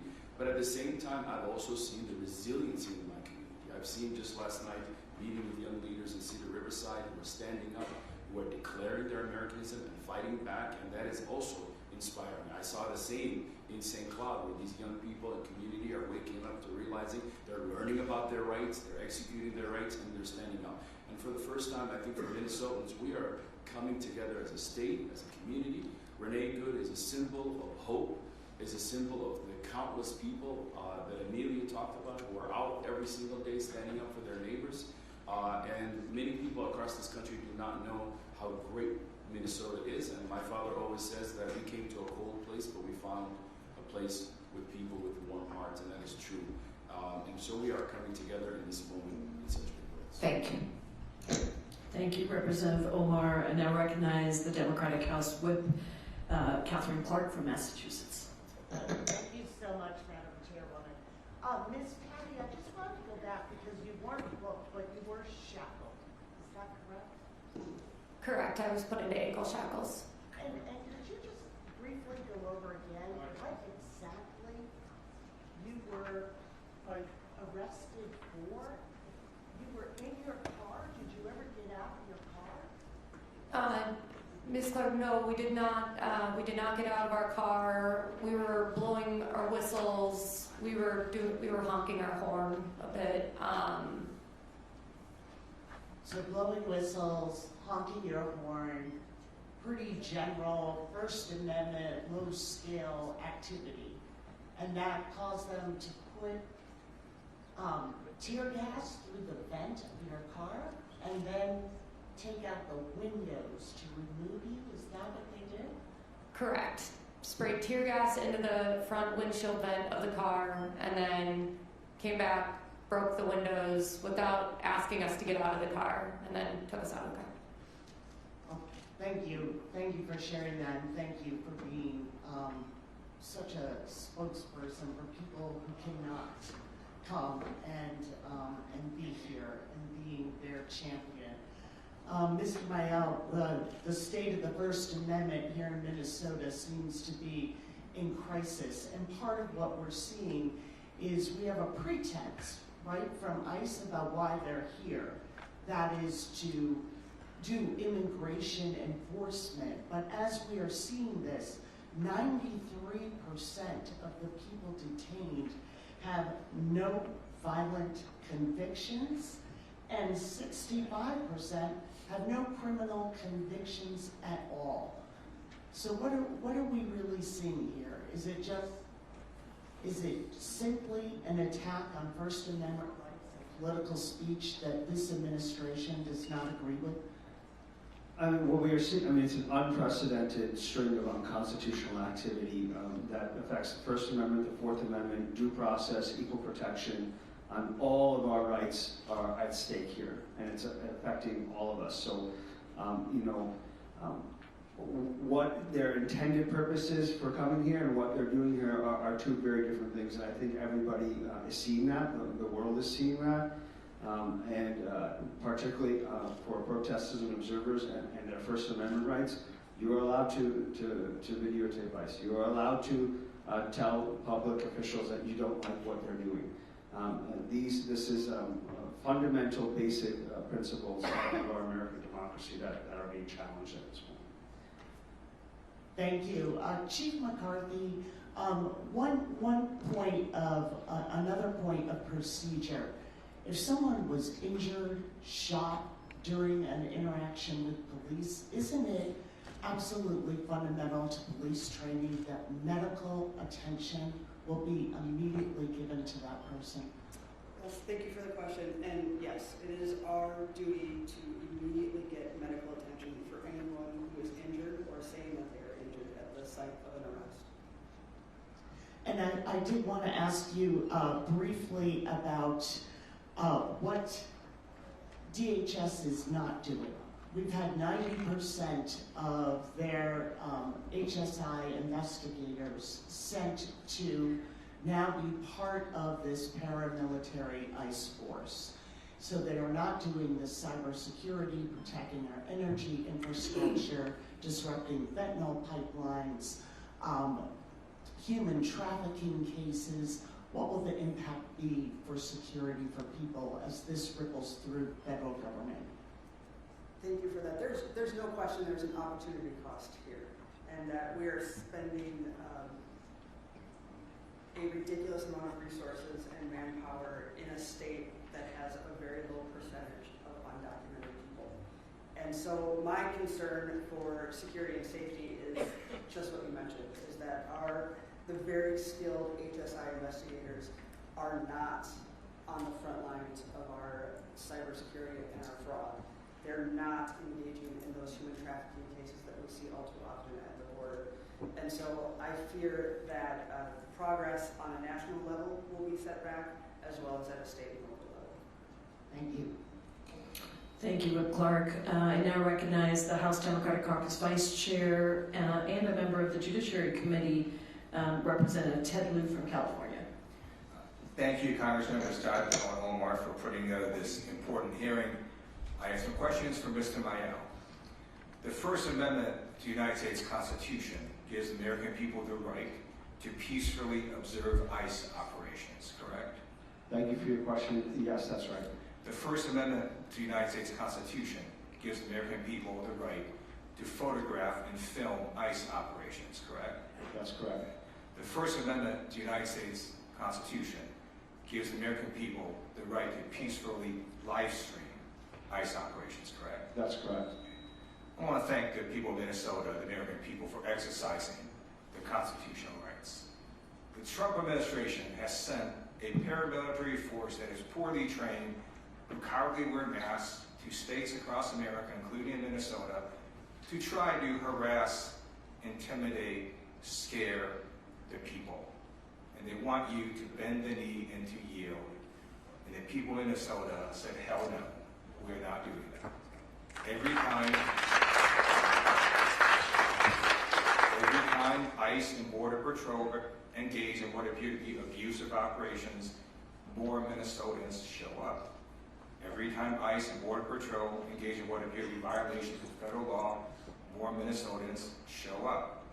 Many of us here were at a meeting with the community leaders last night who said over 20,000 Minnesotans have now been trained as legal observers. So Ms. Maya, I want to ask you this question.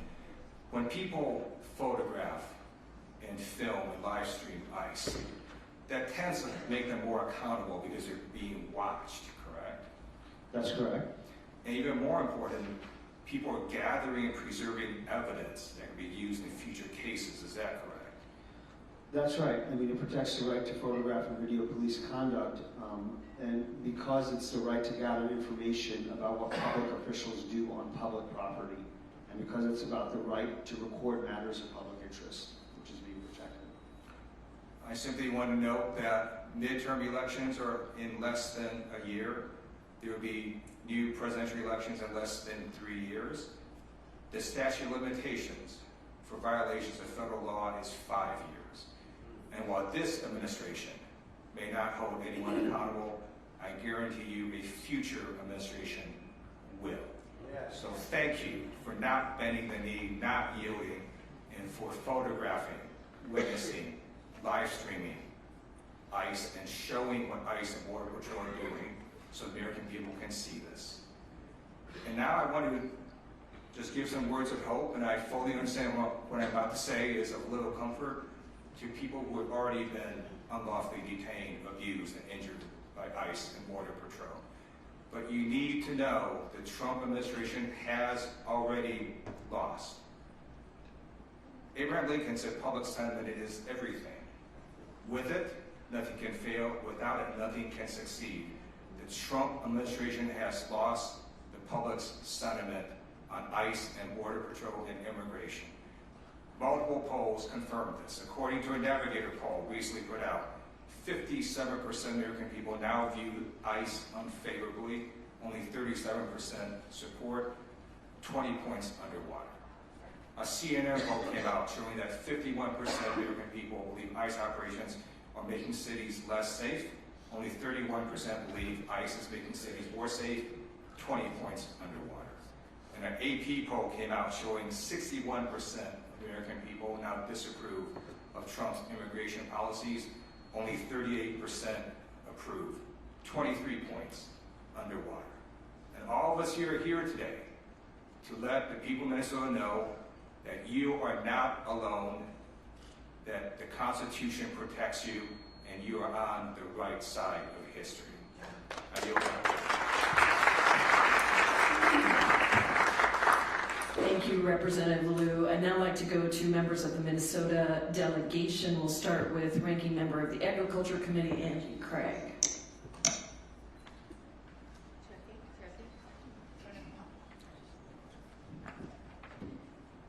First and foremost, thank you to the witnesses for being here this morning, and just extraordinarily grateful for the number of colleagues who have joined us in support in Minnesota today. You know, in a matter of weeks, the Trump administration has turned not only the Twin Cities, but communities across Minnesota upside down. President Trump and Secretary Noem's cruel and illegal immigration operations got Renee Good killed last week in Minneapolis.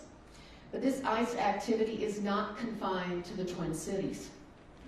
We learned in my district of one of the first incidents through a video that circulated on the internet of a father being pulled from his car in Northfield, Minnesota, caught on tape by his distraught son. ICE used excessive force, smashing the car window and dragging the man across the ground in close vicinity of a school and church. Yesterday, we heard of reports of additional ICE raids in Shakopee and Cottage Grove, and just a few days ago in Inver Grove Heights. Christina Rank, a special education teacher in my district, a U.S. citizen, had her car window smashed in by ICE in her school parking lot. She was detained for 12 hours before being released. These are just some of the many horror stories I'm hearing from constituents, local leaders, law enforcement agencies, and friends. This is not who we are, America. Schools, places of worship, and daycare should be safe spaces for immigrants and citizens alike. And we all should support legislation in Congress to make sure that they are not performing any duties near these sensitive locations. And by the way, every single ICE officer, agent, should wear a body camera, just like local law enforcement is forced to do. Parents, teachers, and students being targeted by ICE are not criminals, but this administration isn't looking for criminals. They are looking for black and brown neighbors, and the Supreme Court of the United States is complicit. President Trump and his administration have tried to sell the narrative that Operation Metro Surge is intended to fight the fraud in our state and keep our communities safe, but we know that isn't true. So let's just call it what it is, political retribution, and is endangering Minnesotans and tearing families apart. Last weekend, I joined my colleagues, Representative Ilhan Omar and Kelly Morrison, in attempting a congressional oversight visit to the Whipple Federal Building in Minneapolis. We were turned away by ICE officials despite a federal court case that I was holding a physical copy of in my hand. Their response was, "We don't care." Make no mistake, we are challenging this latest Trump administration lawless action in court. DHS Secretary Kristi Noem, a serial liar and accomplice to President Trump, is a threat to every single Minnesotan, and that's why the people on this dais today, many of us are leading articles of impeachment against her. This administration isn't using the law. They're going outside the law. And look, if ICE agents want to point out that the woman who was killed, Renee Good, and her partner, Becca Good, are lesbians, to ICE, I say this state elects lesbians to the state house, the state senate, and to Congress from Republican districts. This is not who we are in Minnesota. I'm sorry I don't have much time, but Chief, you are from my district. We are so proud to have you here today. Your leadership is extraordinary. Tell us what tactics they are using, that you see them using, that we would never use in local law enforcement. Thank you, ma'am, for that question. The first and most obvious is hiding your identity, masking, not wearing a nameplate, and not giving name and badge number when asked to do so. From the videos I've seen, some members of ICE don't have any training or access to intermediate force weapons, where they are moving right from talking to pointing guns at people who are not armed. We're seeing just the poor tactics of how they present themselves with items in their hands that are non-essential, to the way that they speak to the people that they deal with. If any law enforcement officer in Minnesota engaged in those tactics, they would be held accountable both at their local level and at the state level. Chief, thank you. And with that, I yield that. Thank you, Representative Craig. Now I'd like to recognize Representative Morrison, also from the state of Minnesota.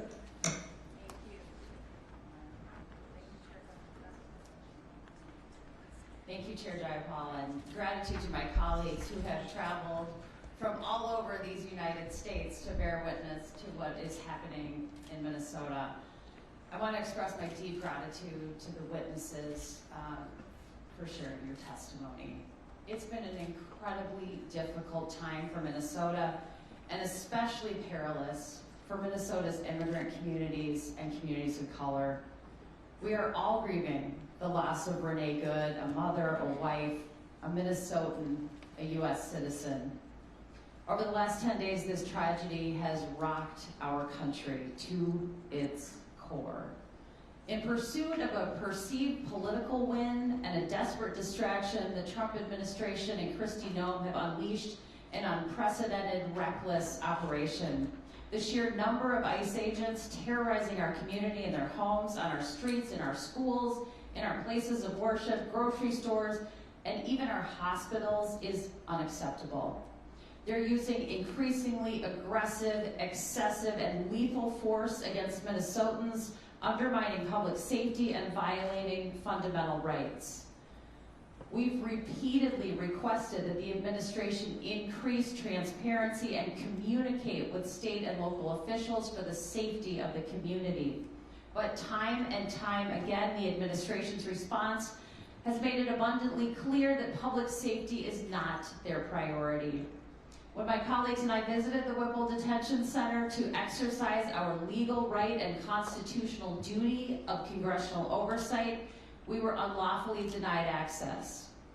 In the wake of Renee Good's killing, state officials at the Bureau of Criminal Apprehension expected the same collaboration with federal officials that they experienced following similar tragedies like the mass shooting at Annunciation Catholic School and the assassination of Speaker Melissa Hortman and her husband Mark Hortman. Instead, the FBI has shut them out, and now pressure from Trump's DOJ to pursue Renee Good's widow has triggered a mass exodus in the U.S. Attorney's Office. The administration's pattern of behavior flies in the face of the values foundational to our democracy and to our country. Federal agents swore an oath to our Constitution and should be above reproach, and the checks and balances of our co-equal branches of government are indispensable to upholding the freedoms guaranteed by our Constitution. As a physician, I have a sacred duty to care for my patients and uphold my oath to do no harm. So it was especially outrageous and painful to see that in the aftermath of the shooting, Kristi Noem's ICE agents denied Renee Good access to available medical care. It's abhorrent to hear the many stories that have emerged, like the story of the Minnesota family that had to have 3 of their 6 children hospitalized after ICE agents threw flashbangs and tear gas. Their 6-month-old infant stopped breathing and lost consciousness. The stories that are emerging on a daily basis are indefensible, and the cruelty of the Trump administration's response to this ongoing tragedy is truly shocking. Where is our humanity? This is not what the United States of America should stand for. I'm here in the Minnesota State Capitol to send a clear message to those endangering our community. Enough is enough. This is beyond politics. This is beyond partisanship. I think of Speaker Melissa Hortman every day, especially during these challenging times. And she would say that this is a moment when we have to take off our red jerseys and take off our blue jerseys and put on our Minnesota jerseys. We have to come together to protect our state and its people. So I extend an urgent plea to Minnesota's congressional Republicans to finally side with the people of Minnesota, stand up to this president, protect our communities, and restore peace. We have a congressional responsibility and a moral obligation to see that justice is served and our community is protected. I see that my time is elapsed.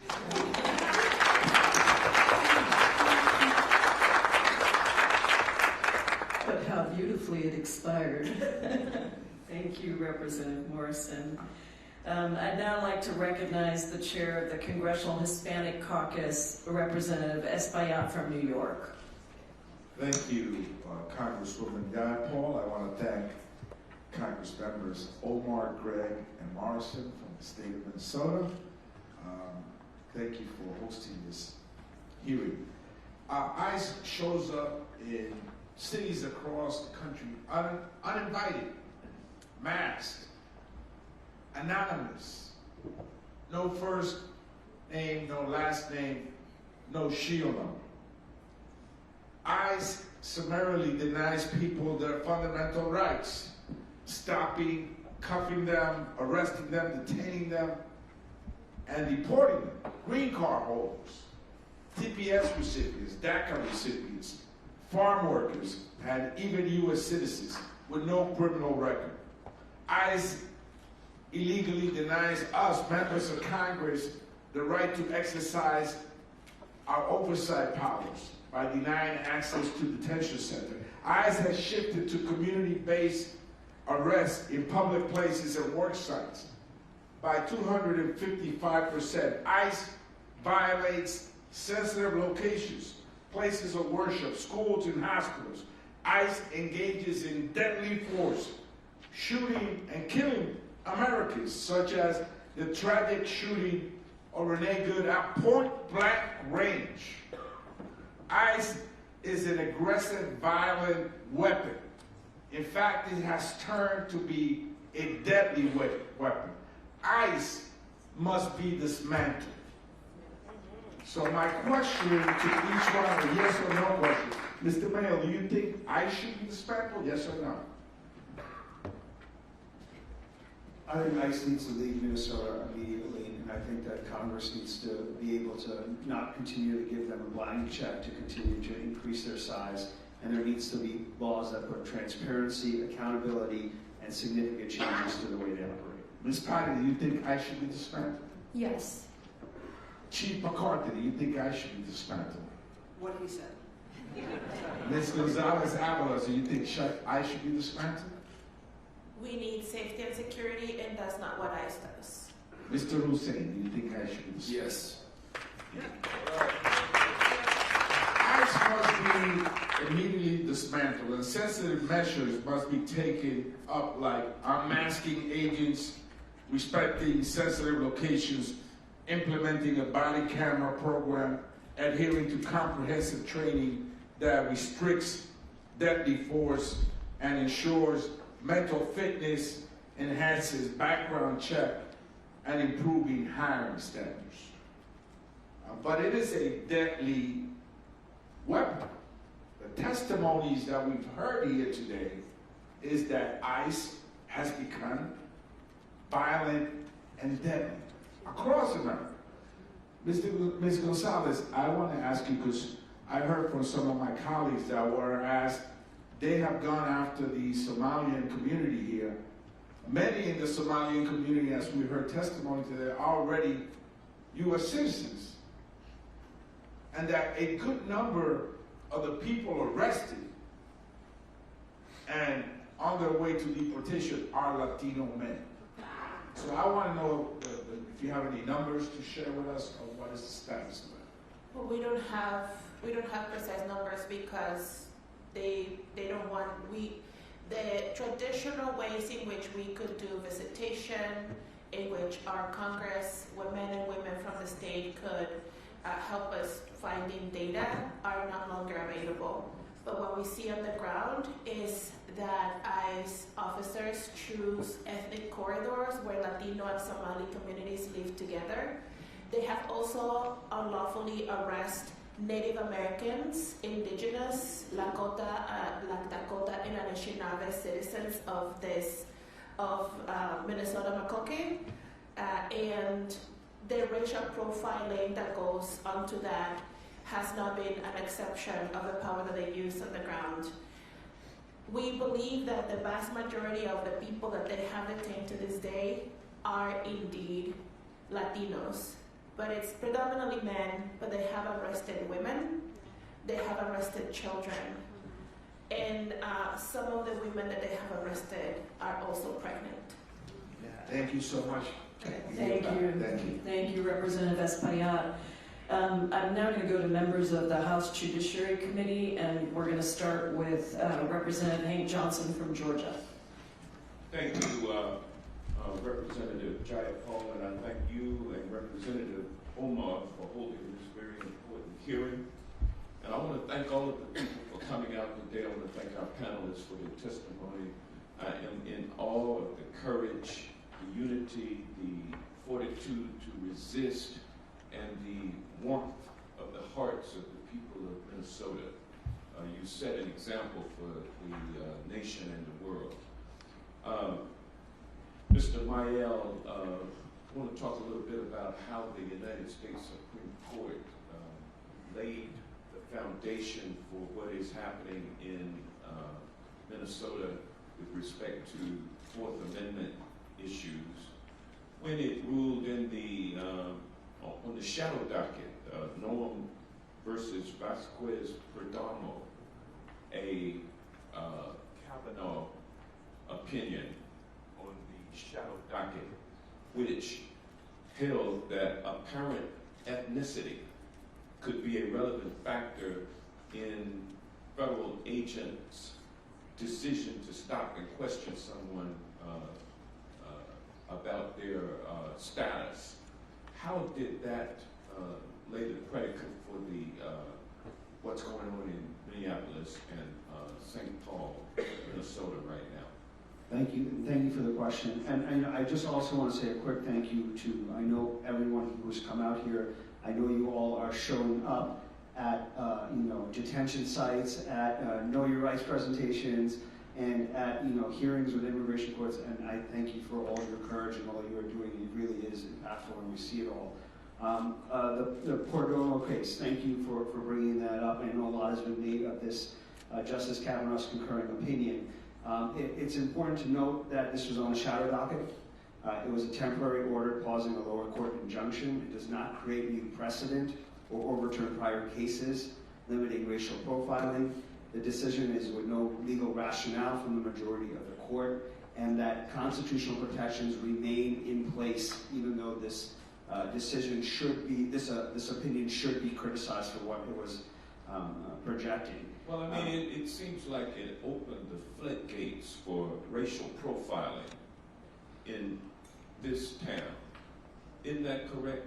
Well, so, I would say that the opinion certainly deserves to be criticized, and there was a great deal of racial. Anytime you issue a shadow docket decision and an opinion on the merits of the case before it's actually been briefed and argued before the court, and you lay down such a principle like Kavanaugh laid down, it has given rise to what we call Kavanaugh stops.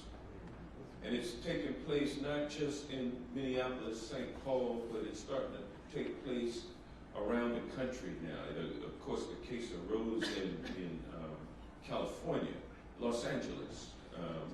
But let me move on from there.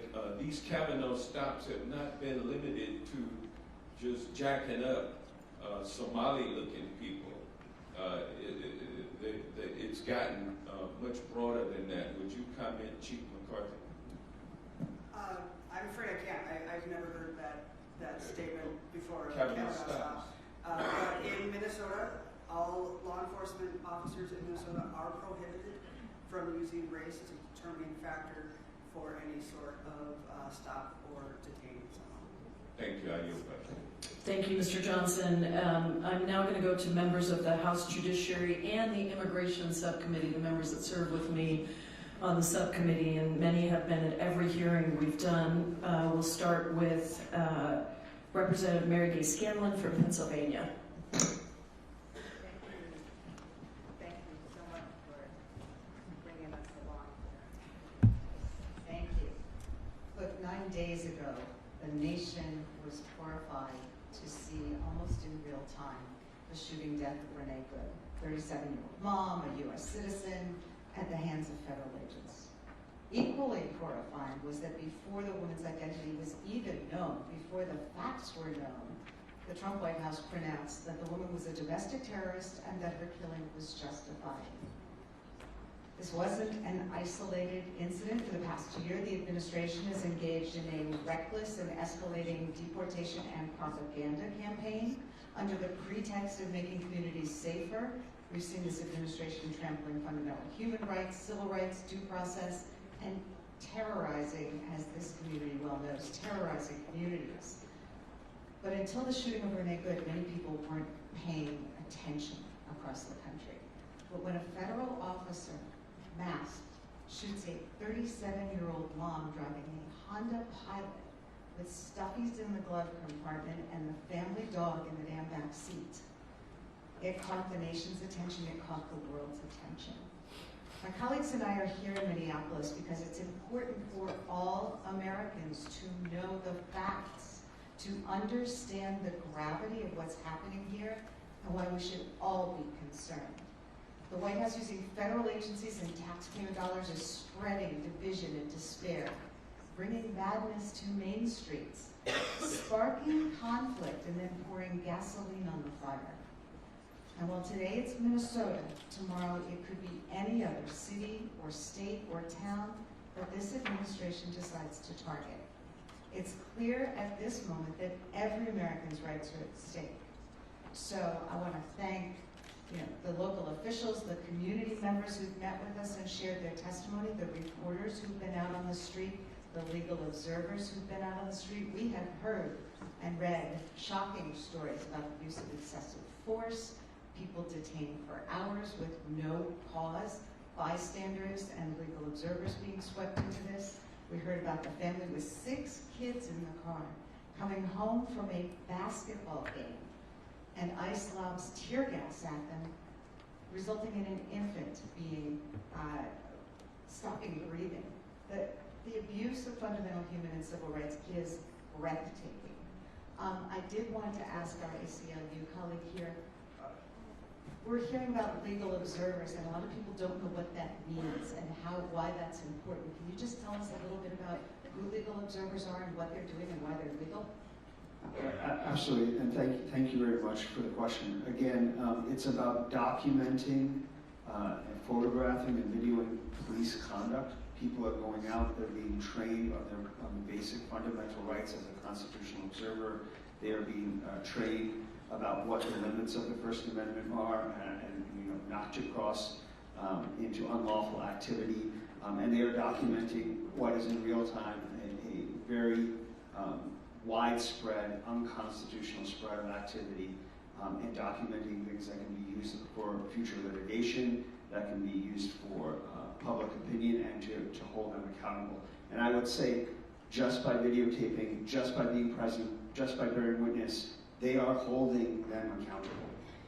And we know from a prior hearing in Chicago just how important this is, because our federal authorities are lying to the American people. They're lying to the courts.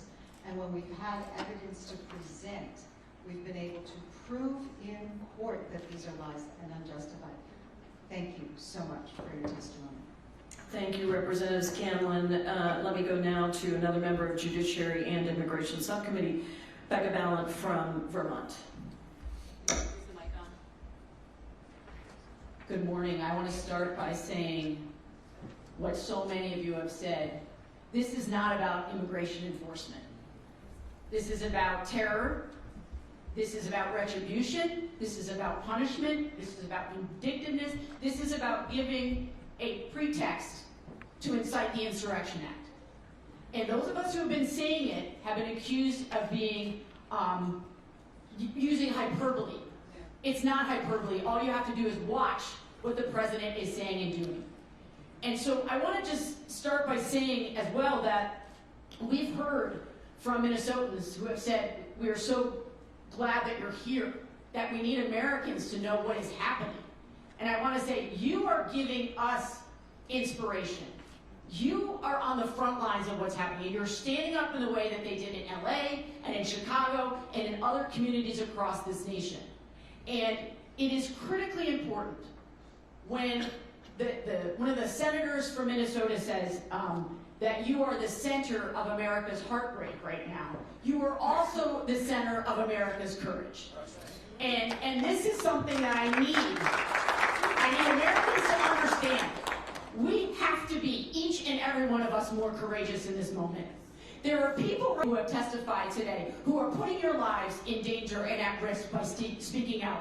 And all of the people who are witnessing and showing up and documenting, they are doing this not just for Minnesotans, they're doing it for all of us. They are standing up for all of our rights. So I'm going to ask today that Americans who are watching this understand that you need to dig deeper, all of us.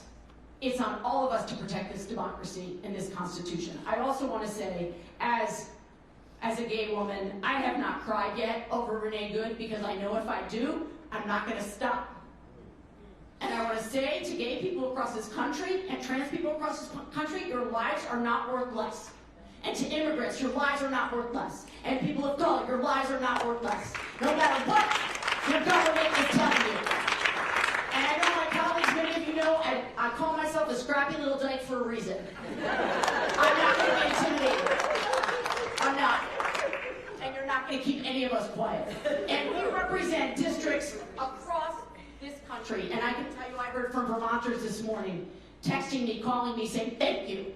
Thank you, Vermont is standing with Minnesota. And I know that's true for so many of us here. So look, I think I want to go back to something that Mr. Mayel went over, because I think there's so much misinformation about what it is that we can do as Americans. Mr. Mayel, are people allowed to tell immigration officers that they don't agree with what they're doing? Yes, you're allowed to do that. Is it legal to blow whistles and honk horns to alert people of ICE's presence in your neighborhood? Yes, it's legal to blow a whistle and it's legal to honk a horn. Is it legal to peacefully record ICE officers in public? Absolutely. And what about following at a safe distance ICE convoys and reporting on where they are? Is that legal? If you're obeying traffic laws and not doing any unlawful conduct, it's legal to be on a public road driving your car. So they are trying to tell us that we are not allowed to exercise our First Amendment rights, and they have given up the game here. What they've said is people are not being respectful enough towards law enforcement, and by that they mean they don't want us to be allowed to dissent.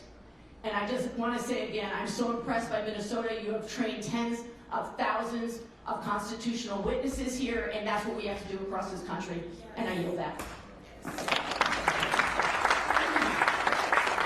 Thank you, Representative Ballard. Next, we're going to go to another member of the Judiciary and Immigration Subcommittee, and somebody who was very important to organizing our hearing in the state of Illinois in similar circumstances, Representative Chuy Garcia from Illinois. Thank you, Ranking Member Jayapal and Representative Omar for organizing this really important hearing. And thank you, Minnesota, for standing up for the belief that all of us are created equal in this year that we celebrate 250 years of our country with that promise. Because what we're seeing in Minnesota today is a community defending and protecting itself from an authoritarian takeover that's spreading violence and chaos in the streets. But by now, none of this is new. The federal government lawlessly invaded Chicago last year, sowing terror, and in my district was the epicenter of their campaign of terror across the Chicagoland area. It was the same pattern that we're seeing here, flooding the streets with armed, masked goons who kidnap and assault our neighbors with impunity.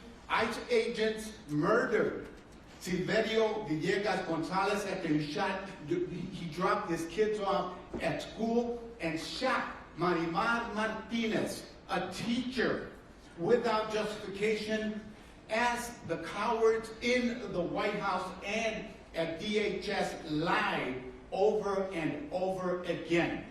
This is not a coincidence. This is their playbook.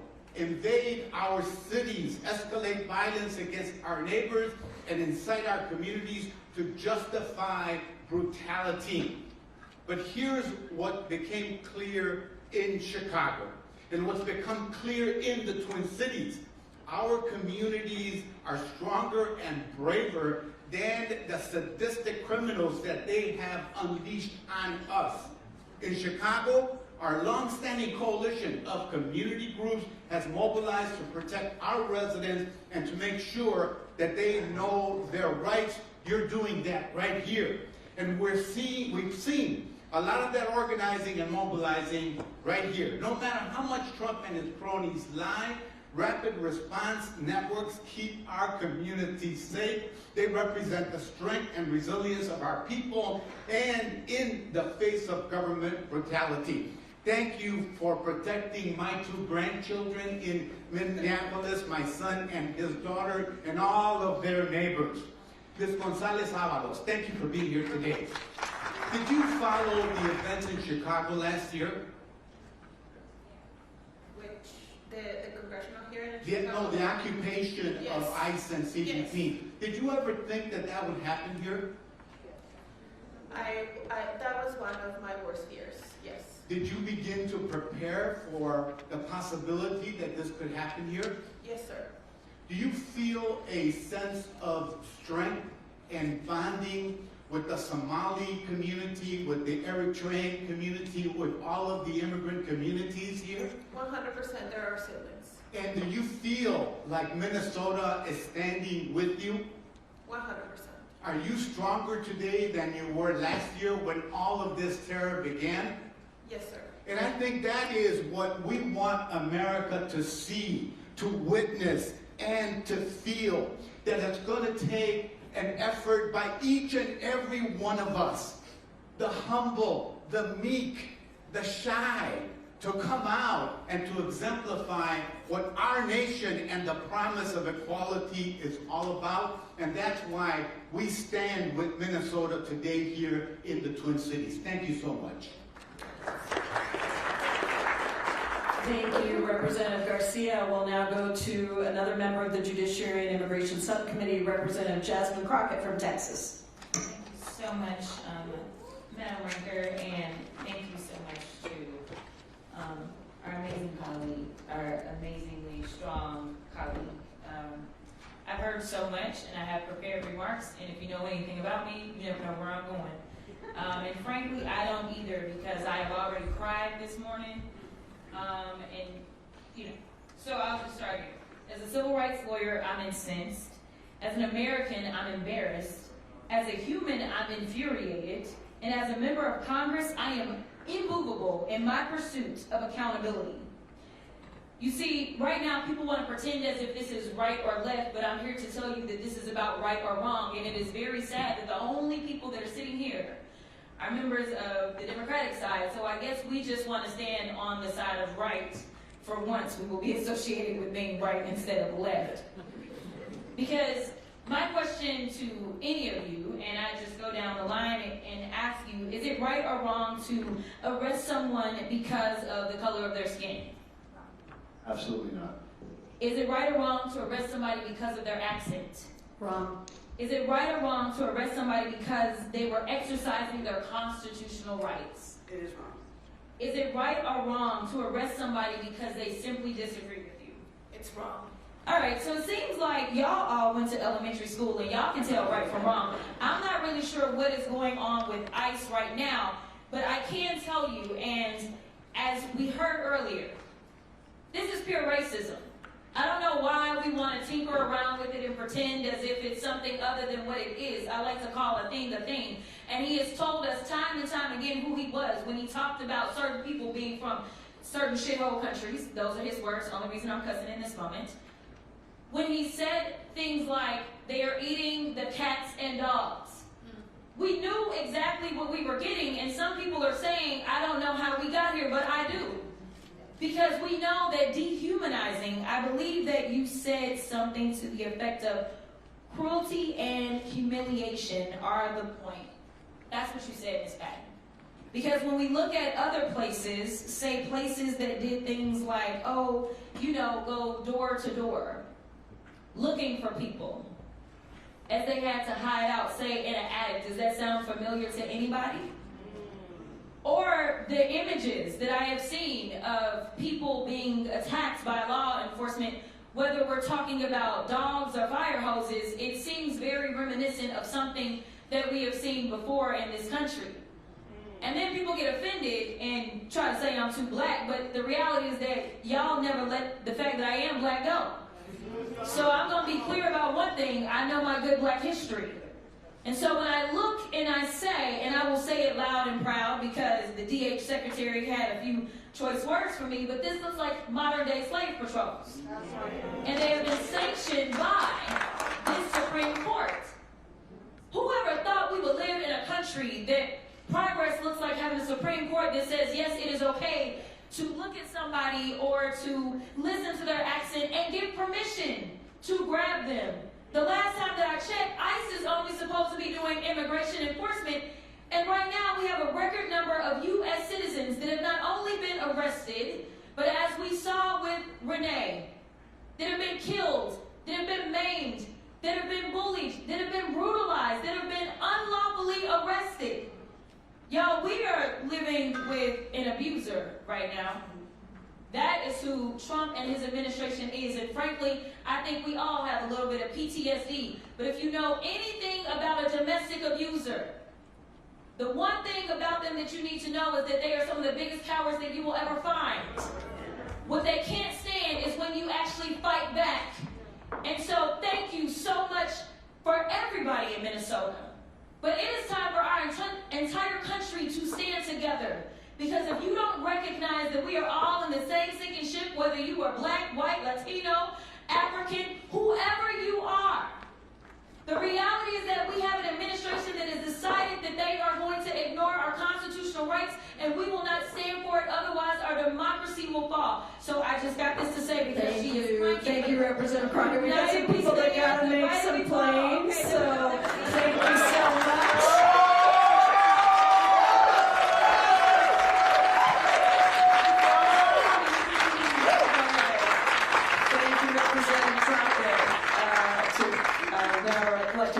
Representative Tlaib from Michigan. Thank you so much to the Twin Cities and the state just for welcoming us and allowing us to come here and have your back, because we do.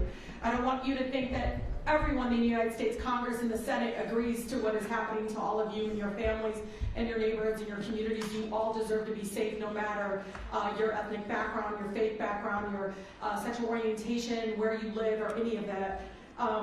But it is shameful. You know, I come from the most beautiful blackest city in the country, the city of Detroit, where we birth movements. But today I'm seeing a movement being built right here in Twin Cities. And it is reminding us that our government will now save us. It is only us. We've been taught through history of that. You see our corrupt Supreme Court literally enabling and emboldening the fact that they can now go around and racially profile and target people based on what they look like and where they work. I do want to share this and ask some of the directors. DHS used neo-Nazi anthem for recruitment after the fatal Minneapolis ICE shooting. This is from The Intercept. And the federal government is openly embracing white nationalists online content, including in the recruitment post after ICE agent Jonathan Ross, I'm going to say his name, killed Renee Good. In this, it says less than 2 days after ICE shot Renee in Minneapolis during the controversial, of course, what happened with Department of Homeland Security's official, DHS, Homeland Security's official Instagram, I don't know if you all know this, made a recruitment post.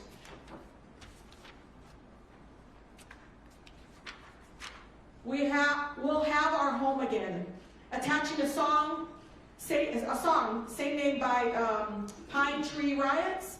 It's popularized in neo-Nazi spaces.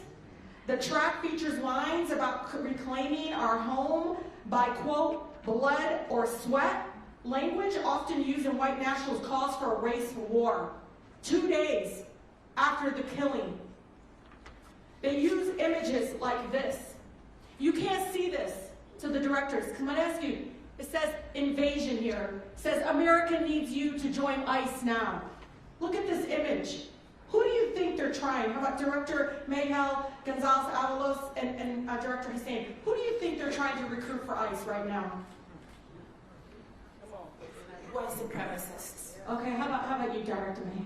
What do you think this evokes? Who do you think wants to join this? What does this mean? I mean, it's absolutely terrifying, right? The accountability, the training, who is coming towards that, who's going to want to join that.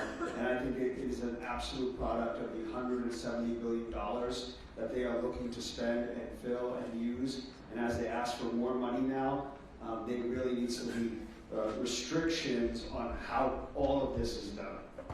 We'll have a home again. Like, this is Patty with this. We'll have our home again. What does that evoke in you when you see this? It literally, when I see it as a Muslimah, as a Palestinian, as a child of immigrants, I see that this is something that is evoking, like, I'm not welcome here. It is very clear what is intentionally happening here, and I think I want my colleagues to know this. In Southwest Detroit, where I was born and raised, we've been complaining about ICE since 2010, even since its inception. The fact that we had passed policies to tell them not to do ICE actions in front of schools, health centers, funerals. We got Obama administration to do that, but still we had violations to their own policies.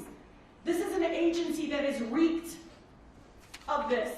And when Speaker Johnson, and Chair John Paul knows, when Speaker Johnson says ICE is doing what it was created to do, Remember this when the funding comes up next week. Thank you, and I yield. Exactly right. Thank you so much, Representative Tlaib. We'll now go to Representative Shelley Pingree from Maine for 4 minutes. Thank you very much. I'm really proud of all my colleagues for being here today, and particularly honored to be here with all of you in Minnesota. I was born in Minnesota. I lived here until I was a teenager. Some of my family is here with us today, and almost all of my family still lives in Minnesota. So yeah, sure, you betcha. Glad to be with you. But I am a Mainer through and through, and we are here today in particular because we are very worried about what's about to happen in our state. We have no idea why we have been targeted as the next state, but our state has been on alert for the last few days. ICE agents are starting to move into hotels, and all the rumors have them starting their operations in the next few days. So while I would like to talk to you a lot about the state of Maine, I really want to use my time to hear your advice to us. What would you be doing if you knew it was about to happen?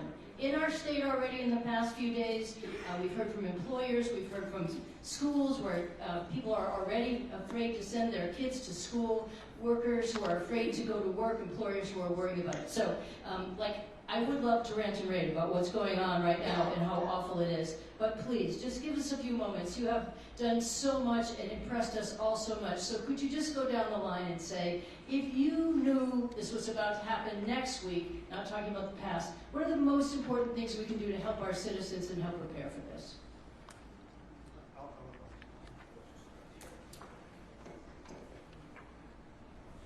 I will start by saying pray. Thank you.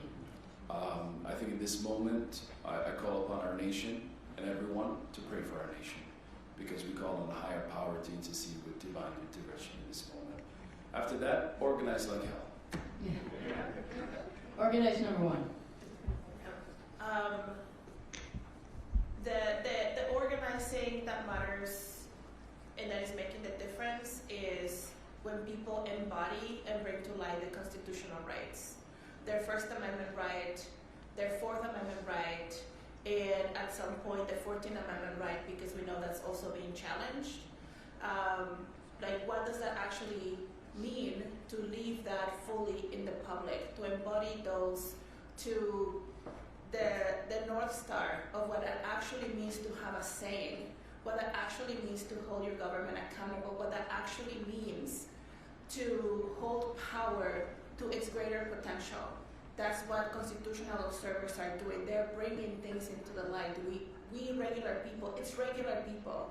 We are the light. Great. Constitutional observers, regular people. Love to hear from the police chief. Thank you, ma'am. In Mendota Heights, we say community is what keeps community safe. And when our police act ethically, we get to be part of that community. And so for police departments that are facing this, I would first clarify with our officers what we're legally able to do and not able to do. I would clarify with our community what we're legally able to do. And I would remind all of our officers that we have a duty to intercede when we see excessive force being used. Thank you so much.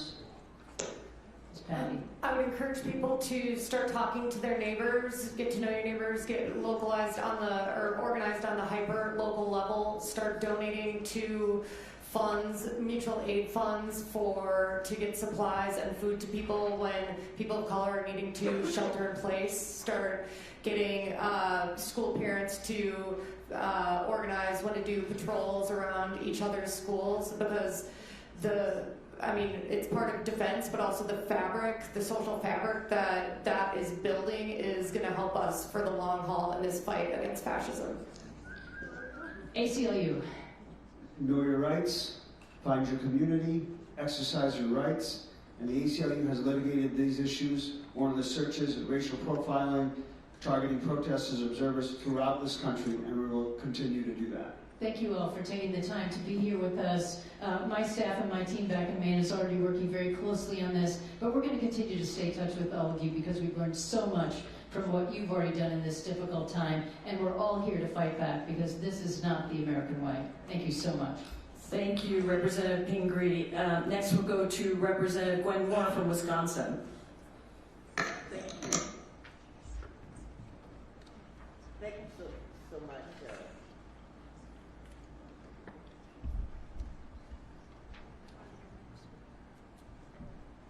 get the good one? Thank you so much, Chair Jayapal. You know, we're here on MLK Jr. weekend. So appropriately, people say, what, you know,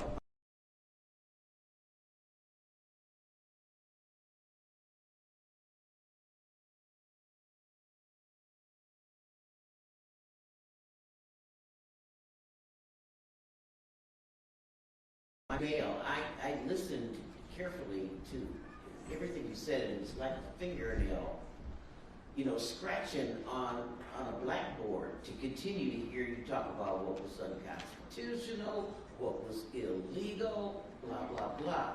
And I was so happy that my colleague from the Judiciary Committee asked you about the shadow docket, the Kavanaugh doctrine of reasonable suspicion.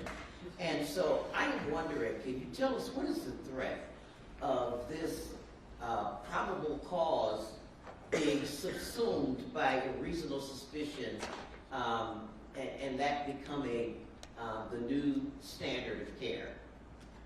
Well, thank you for your question. I should say, you know, these issues are being litigated currently, but I would say the probable cause is a standard. You know, reasonable suspicion is not the standard. What was his raison d'etre? I didn't read it. I'm not a lawyer.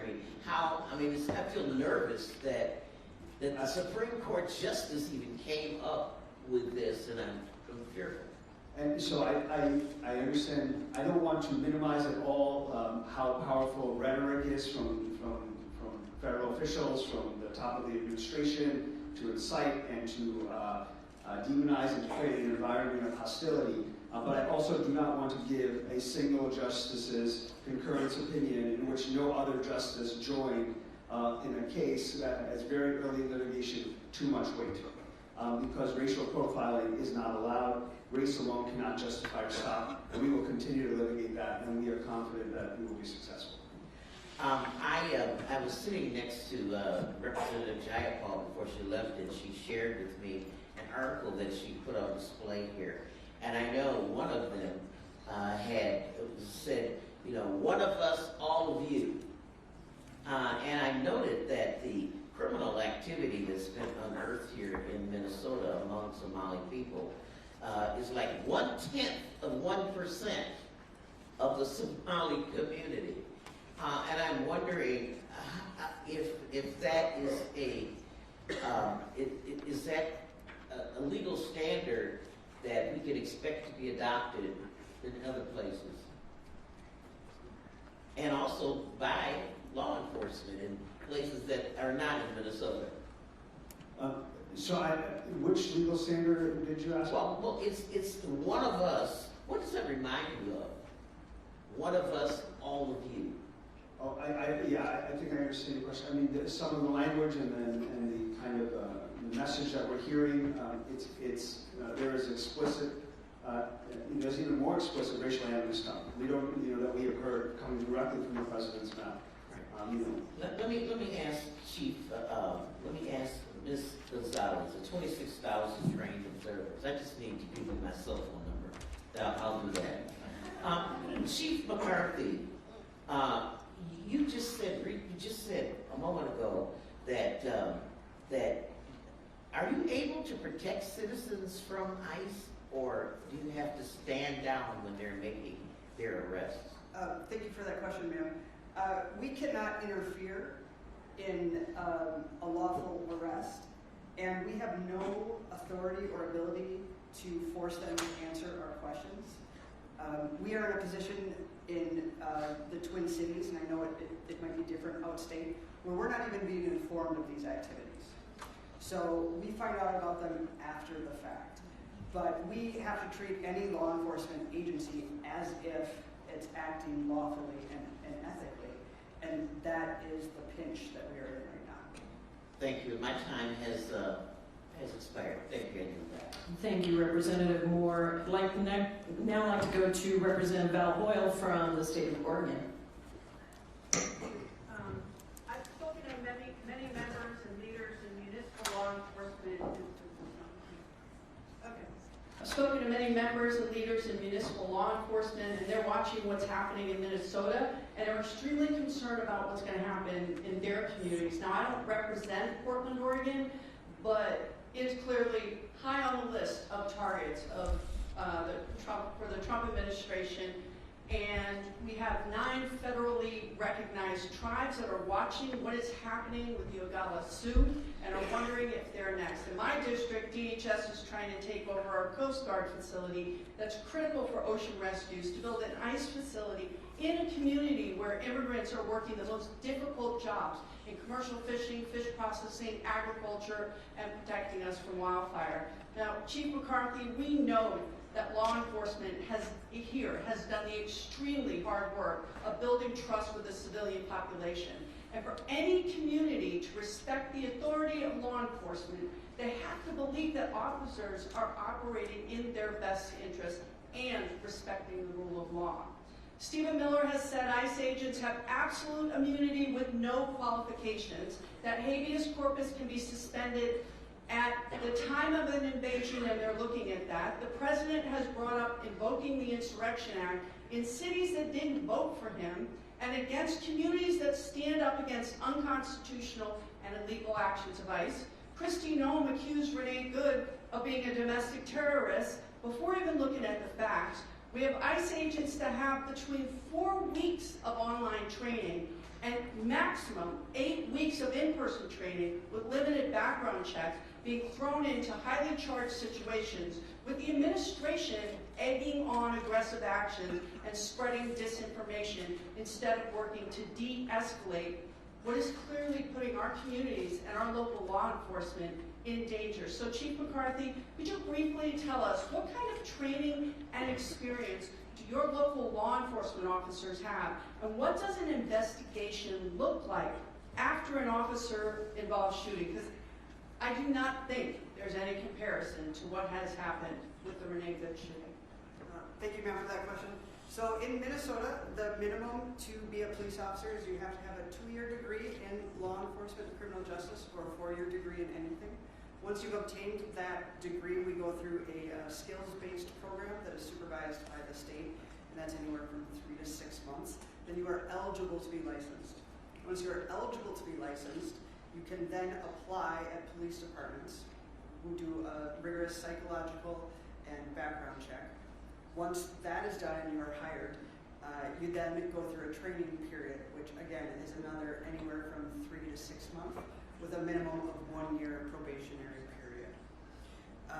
As far as after a use of force, an officer involved shooting, it is very, very important that we do not comment, we do not guess as far as a justification or not a justification. You never want to color an investigation, as difficult as it is to not react to what you see.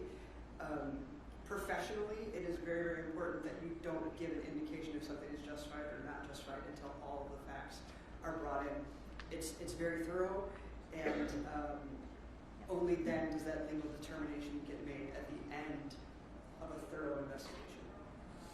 Thank you very much. Know that we're standing with you, and the Trump administration's use of force was meant to get people to back down, and the longer that you can stand up with our support, the better chance we have of making sure that this stops. We stop this in its tracks. Thank you all for your words. Thank you, Representative Hoyle. I'd now like to recognize Representative Glenn Ivey from Maryland.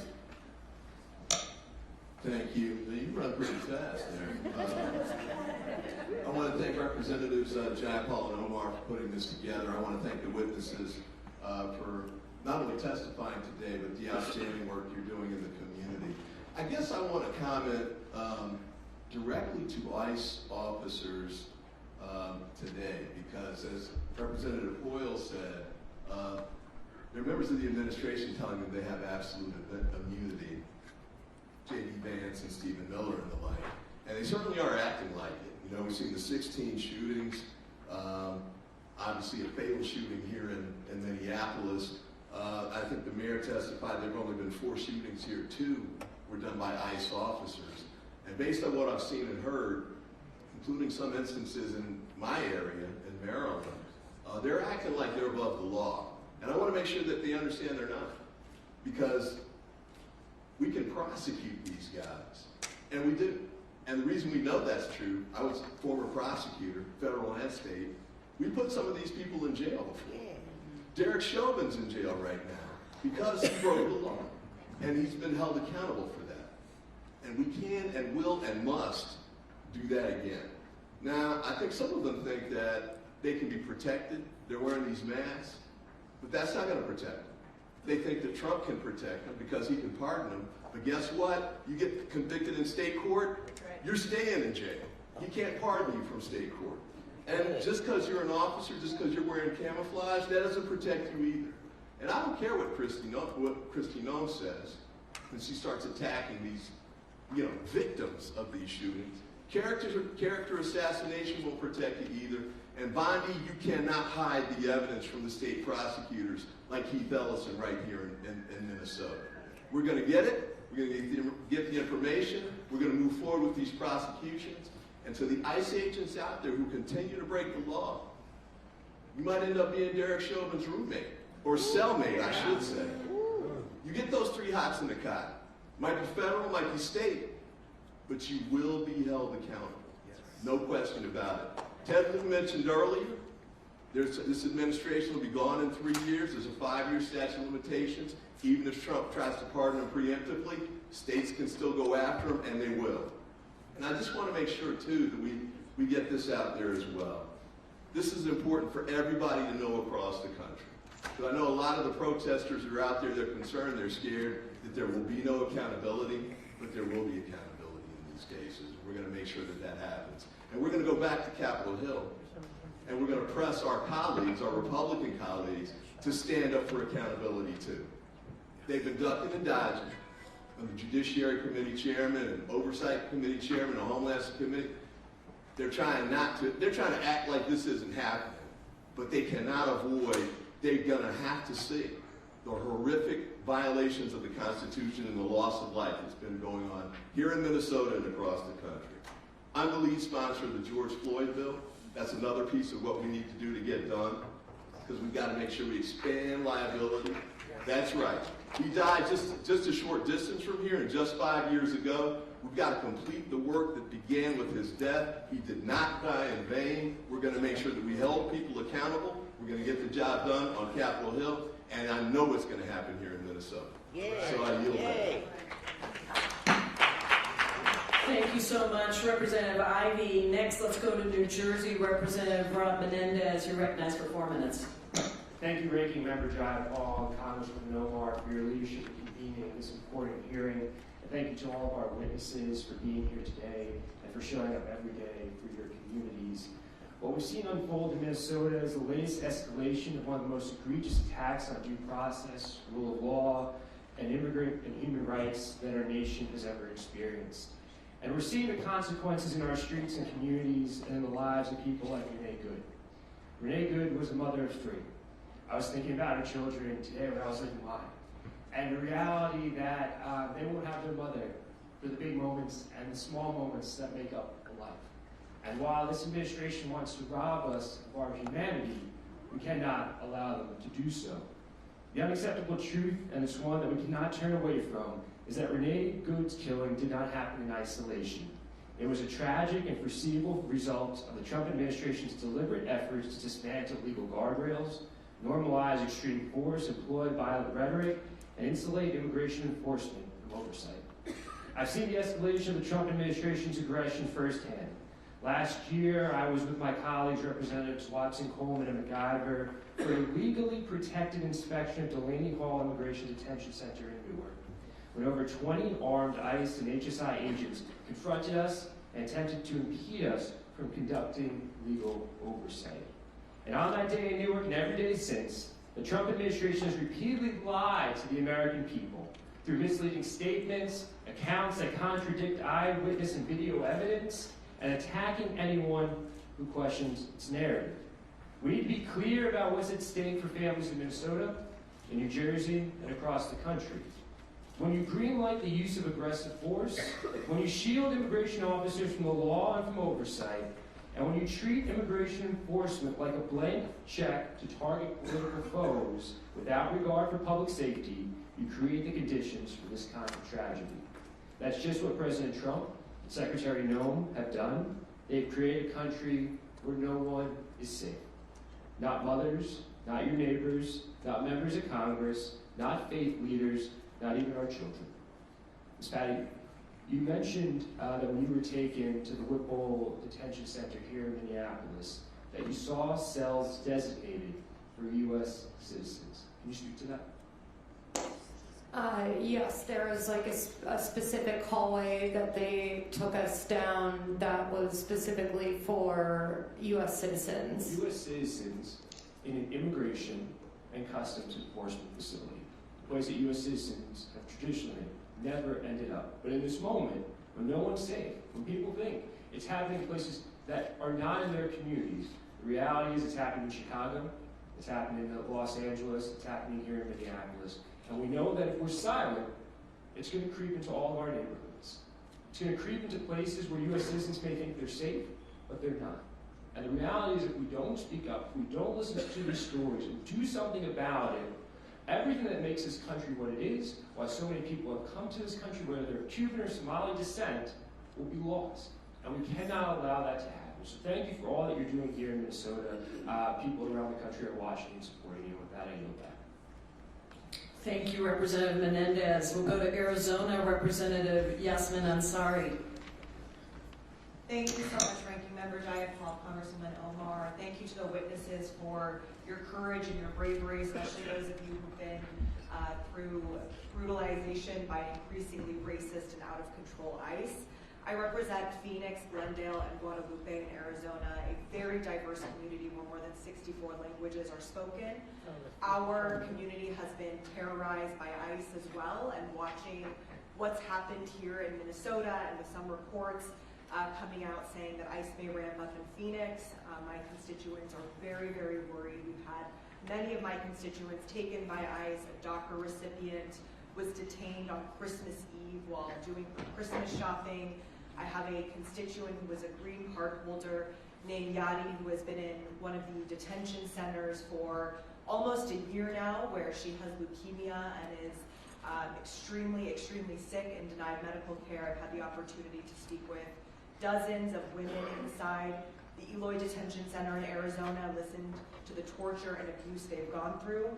I'm also the very proud daughter of Iranian immigrants, and I'll just say it's been a heartbreaking week watching what's happening in Iran, where an authoritarian regime has been cracking down and murdered thousands of people, but also what's happening here in the United States, which I want to be very clear is also an authoritarian takeover of this country.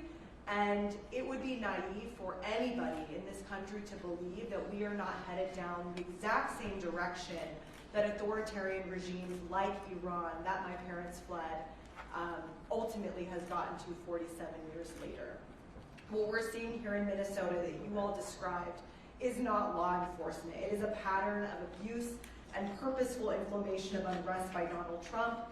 You described it so well, how ICE has terrorized immigrant and citizen communities alike, violated due process left and right, and targeted residents and protesters exercising their First Amendment rights. People have been disappeared into the detention centers without explanation and without access to counsel. And this is an agency that has shown they have no regard for anyone's humanity. I want to ask my first question to Patty. Patty, thank you for sharing your story. I know it must be difficult given the trauma that you've been put through. You were detained by ICE for approximately 8 hours, despite being a U.S. citizen and not charged with any crimes. Can you describe what officials told you regarding why you were arrested and whether they verified your citizenship at any point during those 8 hours? The only time anyone said what I was being arrested for was the ICE agents when they arrested us and said that we were obstructing their operation. No one else said anything about what we might have been being held for. No one else knew. Like, it was a very chaotic seen there. People didn't know what was going on or who was there for what, was my interpretation. And they checked I had my license with me, and they did check that when I got to the facility. Thank you. My next question is for Chief McCarthy. There are reports, you mentioned in Minnesota, people are scared to send their children to school, go to local businesses, go to work. We felt the same in Phoenix. From a public safety perspective, how does this climate of fear hinder effective policing? Thank you for that question. It decimates the trust that the community has in the police department. It makes victims and witnesses reluctant to come forward even more so. And who it really benefits are the criminals who prey upon the vulnerable, because they are still going to operate, and they're going to prey upon the most vulnerable people, which right now are the ones who are afraid to leave their homes. In addition to all of the issues that it is with immigration, we know that whenever we isolate people, we also have instances of domestic abuse that will go unreported. So I wish I knew the full extent, but I don't know that we'll know the extent of the harm for years to come. Thank you. I yield back. Thank you, Representative Ansari. And now I'd like to recognize Representative McLean Delaney from Maryland for 4 minutes.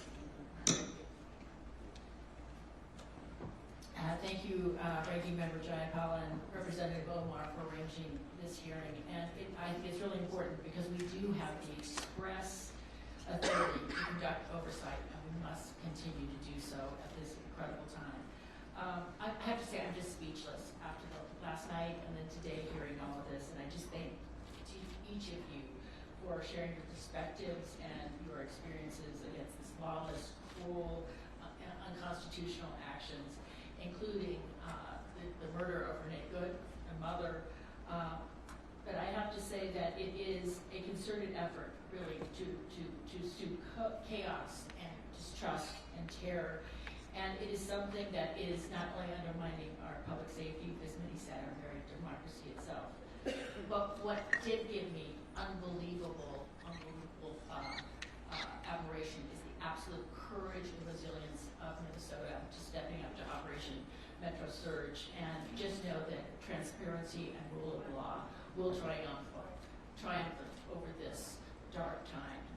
I represent Maryland's 6th District, home to Gaithersburg and Germantown, who are some of Maryland's most diverse communities. And my constituents are immigrants. They come from around the world. And in Maryland, we've seen discriminatory enforcement, illegal deportations, including Kilmar, Rego Garcia, and record inhumane detentions. Our systems, also detentions, are not designed to really house such mass incarceration, and ICE is running out of space. Their lethal use of force under the pretext of the Supremacy Clause, which is without legality or merit, is misleading, and I have been pushing back forcefully about it. To meet increased demand, the administration is planning to house up to 80,000 immigrants in warehouses completely unsuitable for habitation. And I was just outside with a group of AAPI community nonprofits who were saying that many people are being picked up, many of them are legal or have legal status, and are being shipped within 24 hours to warehouses in Texas without transparency or with any access to good treatment or legal rights. There is a processing center that's being proposed in Hagerstown, Maryland, in my district, and I know there's one in Woodbury, Minnesota, less than a half an hour from here. I just want to know that there will be accountability for the president and for Secretary Noem. But in the interim, Mr. Mayel, ICE visited a site this week in my district for their proposed warehouse detention center. Is there anything that communities can do to leverage their local legal authorities to push back against ICE extension? And other than the litigation, what can we do as communities to enact new policies to slow down these detention centers and give some transparency? Thank you, Representative. Thank you for that question and for bringing it to the state perspective. Absolutely.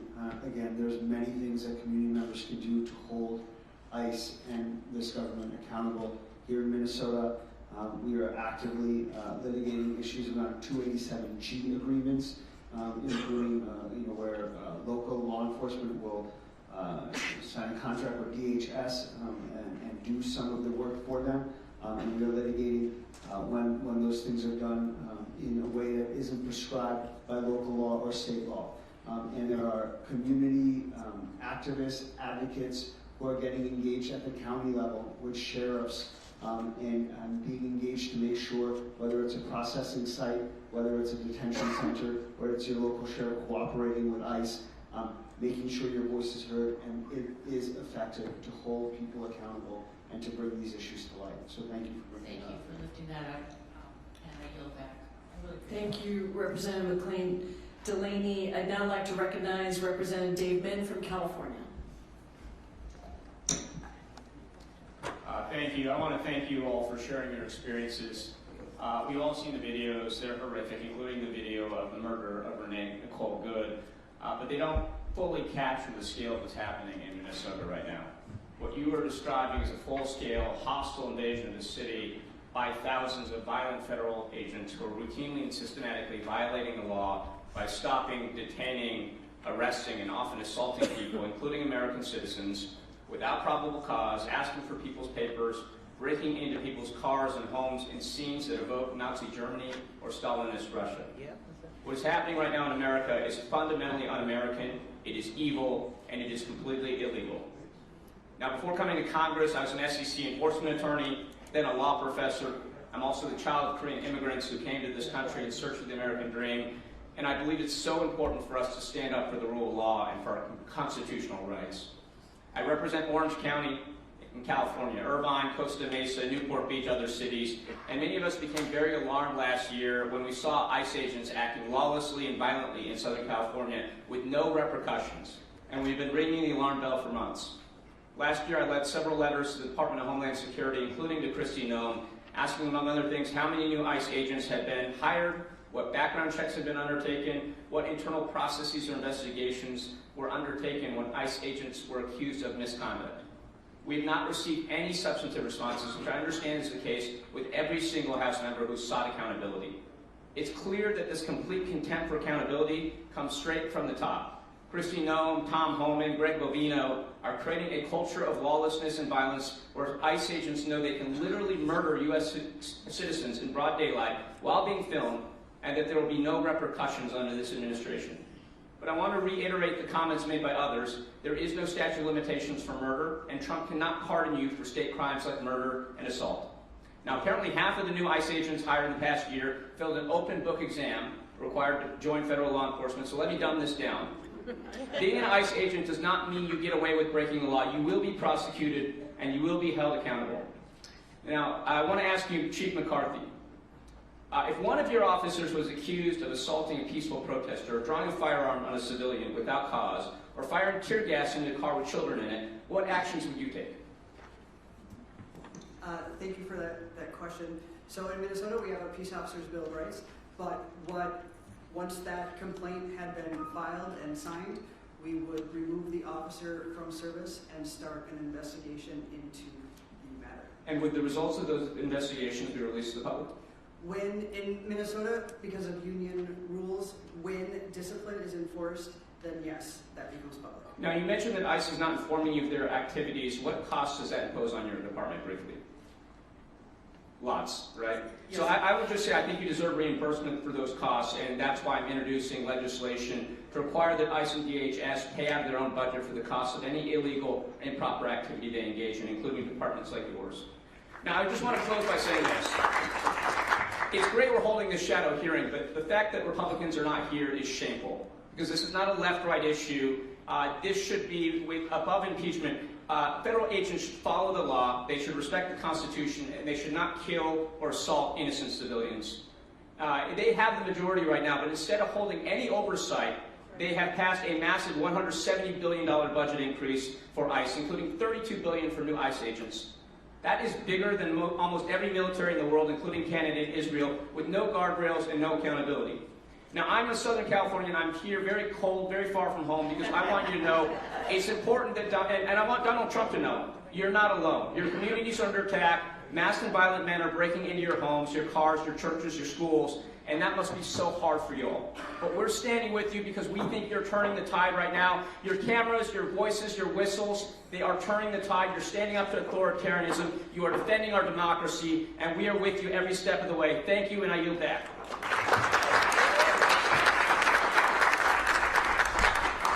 Thank you, Representative Min. I now recognize Representative Emily Randall from my home state of Washington. Thank you, Representative Jayapal. Across the country, we all watched from our phones as ICE murdered Renee Nicole Good in the streets of Minneapolis last week. The American people are fearful and angry, they're terrified, they're furious that the Trump administration is unleashing lawless agents on our neighborhoods, raiding an active forest firefighting operation in my district, and shooting people dead who dare to speak up and protest and ask questions. I refuse to let state violence committed by state police, not Minnesota State Police, but state police, go unchecked. Accountability is not optional. In my first year as a member of Congress, I successfully conducted 5 oversight visits to the Tacoma Northwest Detention Center in my district. Once, I was illegally denied entry. During these oversight visits, I heard directly from detainees, some of them legal permanent residents, many who have been in the U.S. for over a decade, that they're being denied proper medical care, that ICE and GEO agents regularly accompany detainees during medical appointments, exposing them to incredibly vulnerable moments in violation of their rights under HIPAA, and counter to common practices of community doctors who, like Congresswoman Maxine Dexter, who visited with me once, see criminally incarcerated patients. This is part of a widespread problem that raises serious privacy concerns, serious training concerns, serious oversight concerns. We all saw in a viral video earlier this week an ICE agent following a detained individual into a porta potty. There is no situation that warrants this. This is in line with ICE training, or I should say a lack of training, that is empowering lawless agents across the country. And to make matters even worse, we all are hearing from tribal members, including those in my district, as well as Native people across Minnesota and across the country, that ICE is illegally detaining and targeting Native people for the color of their skin. Tribal members are being detained as leverage to convince tribal nations to sign agreements with ICE for enforcement on their sovereign territory.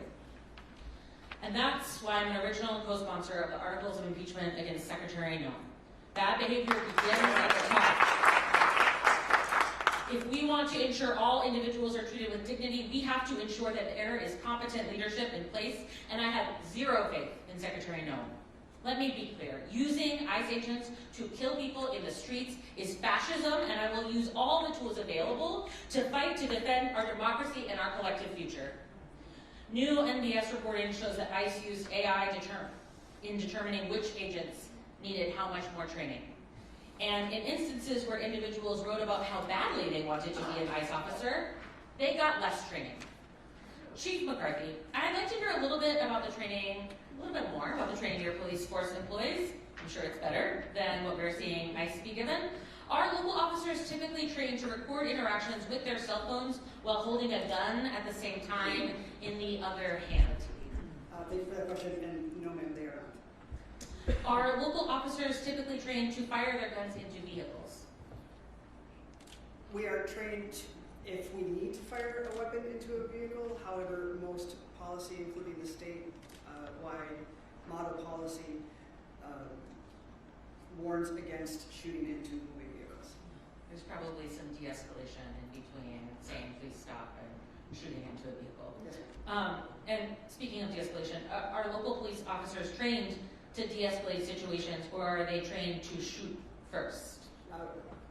We are trained to de-escalate. So police officers for the city of Minneapolis who are given more training than the federal agents are keeping our communities safe. And I want to thank you for everything that you do to keep our communities safe.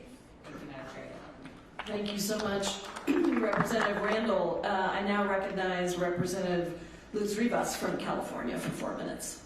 Thank you, Congresswoman Jayapal and Congresswoman Omar for organizing this timely hearing, and thank you to the entire Minnesota delegation Congresswoman Betty McCollum, Angie Craig, and my freshman colleague, Kelly Morrison, for your leadership during these difficult times.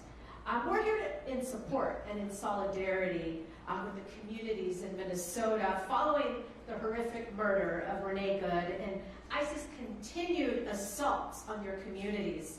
I represent immigrant communities in the East San Fernando Valley of Los Angeles, and since June of 2025, the Trump administration and his ICE forces have routinely racially profiled and targeted my district. Neighborhoods in my district have the highest level of ICE enforcement in all of Los Angeles County. We have seen street vendors assaulted, day laborers abducted, and an 18-year-old high school student detained and separated from his mother for months. Unfortunately, we're seeing this pattern here in Minnesota, and ICE is using intimidation tactics here. This rogue department racially discriminates against people who look black and brown just to hit a quota. Your immigration status doesn't even matter. If you look like me, you're a target of Trump, Secretary Noem, and ICE. Secretary Noem and ICE repeatedly ignore due process and the rights of Americans and are wreaking havoc in our communities. This is why I signed on to the articles of impeachment against Secretary Noem. She is unfit for this role, and she must go now. With the limited time that I have remaining, I want to hear from our witnesses who are living through this terror. Ms. Gonzalez-Avalos and Mr. Hussein, your organizations are on the front lines right now. When we all go back to Washington, what do you think Congress must do, and any specific policy changes in order to rein in ISIS terror against communities across the country?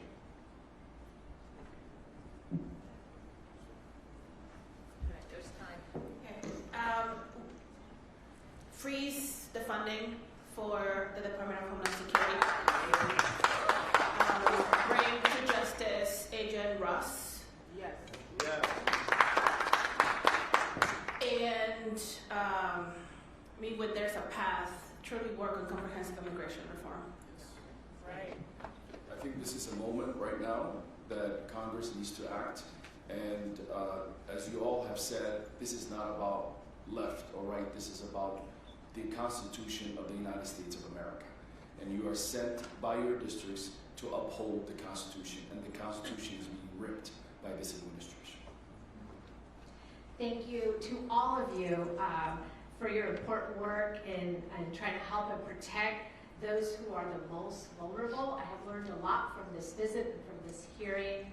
I'm inspired by your coordinated resistance and looking forward to going back to Los Angeles and sharing what I've learned here in Minnesota. Thank you, and I yield back. Thank you, Representative Rivas. I now recognize Representative Latifah Simon from California for 4 minutes. Thank you so much. Thank you to our chairs who brought us all together here. Thank you to the witnesses. The reality is that this moment demands that we acknowledge, like has been said before, the long lineage of federal power exercised without guardrails. It's important on this weekend and every day moving forward that we acknowledge the history that Trump alludes when he says he's going to make this country great again. A return to a time when blatant displays of outright bigotry and racism and state-sanctioned violence went unchecked. We are very clear that the residents of this here city are checking that unchecked violence. Right.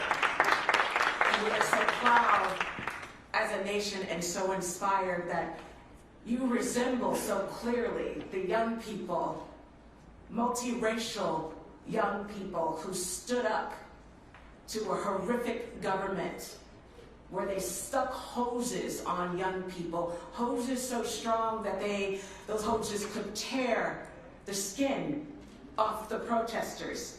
Today, on the weekend of Martin Luther King's birthday, we were reminded that that struggle never ended through your work here. Dr. King not only fought segregation, but economic exploitation and militarism and the abuse of government power. Accountability can't end, and we know it should not, must not end with this hearing or the next news cycle. Instead, of going on much further, I want to continue to give so much love to Miss Good's family. My daughter lost her father at a very young age, and I know what it means for children to grow up without their parents. The horrors of what this state, meaning our executive branch, have called justice. The horrors. One of the things that I think is extremely important for me to convey here, as someone who is Muslim, and this is our holy day, it is Jummah, is to acknowledge that the Trump administration has waged an all-out war on Muslims in this country.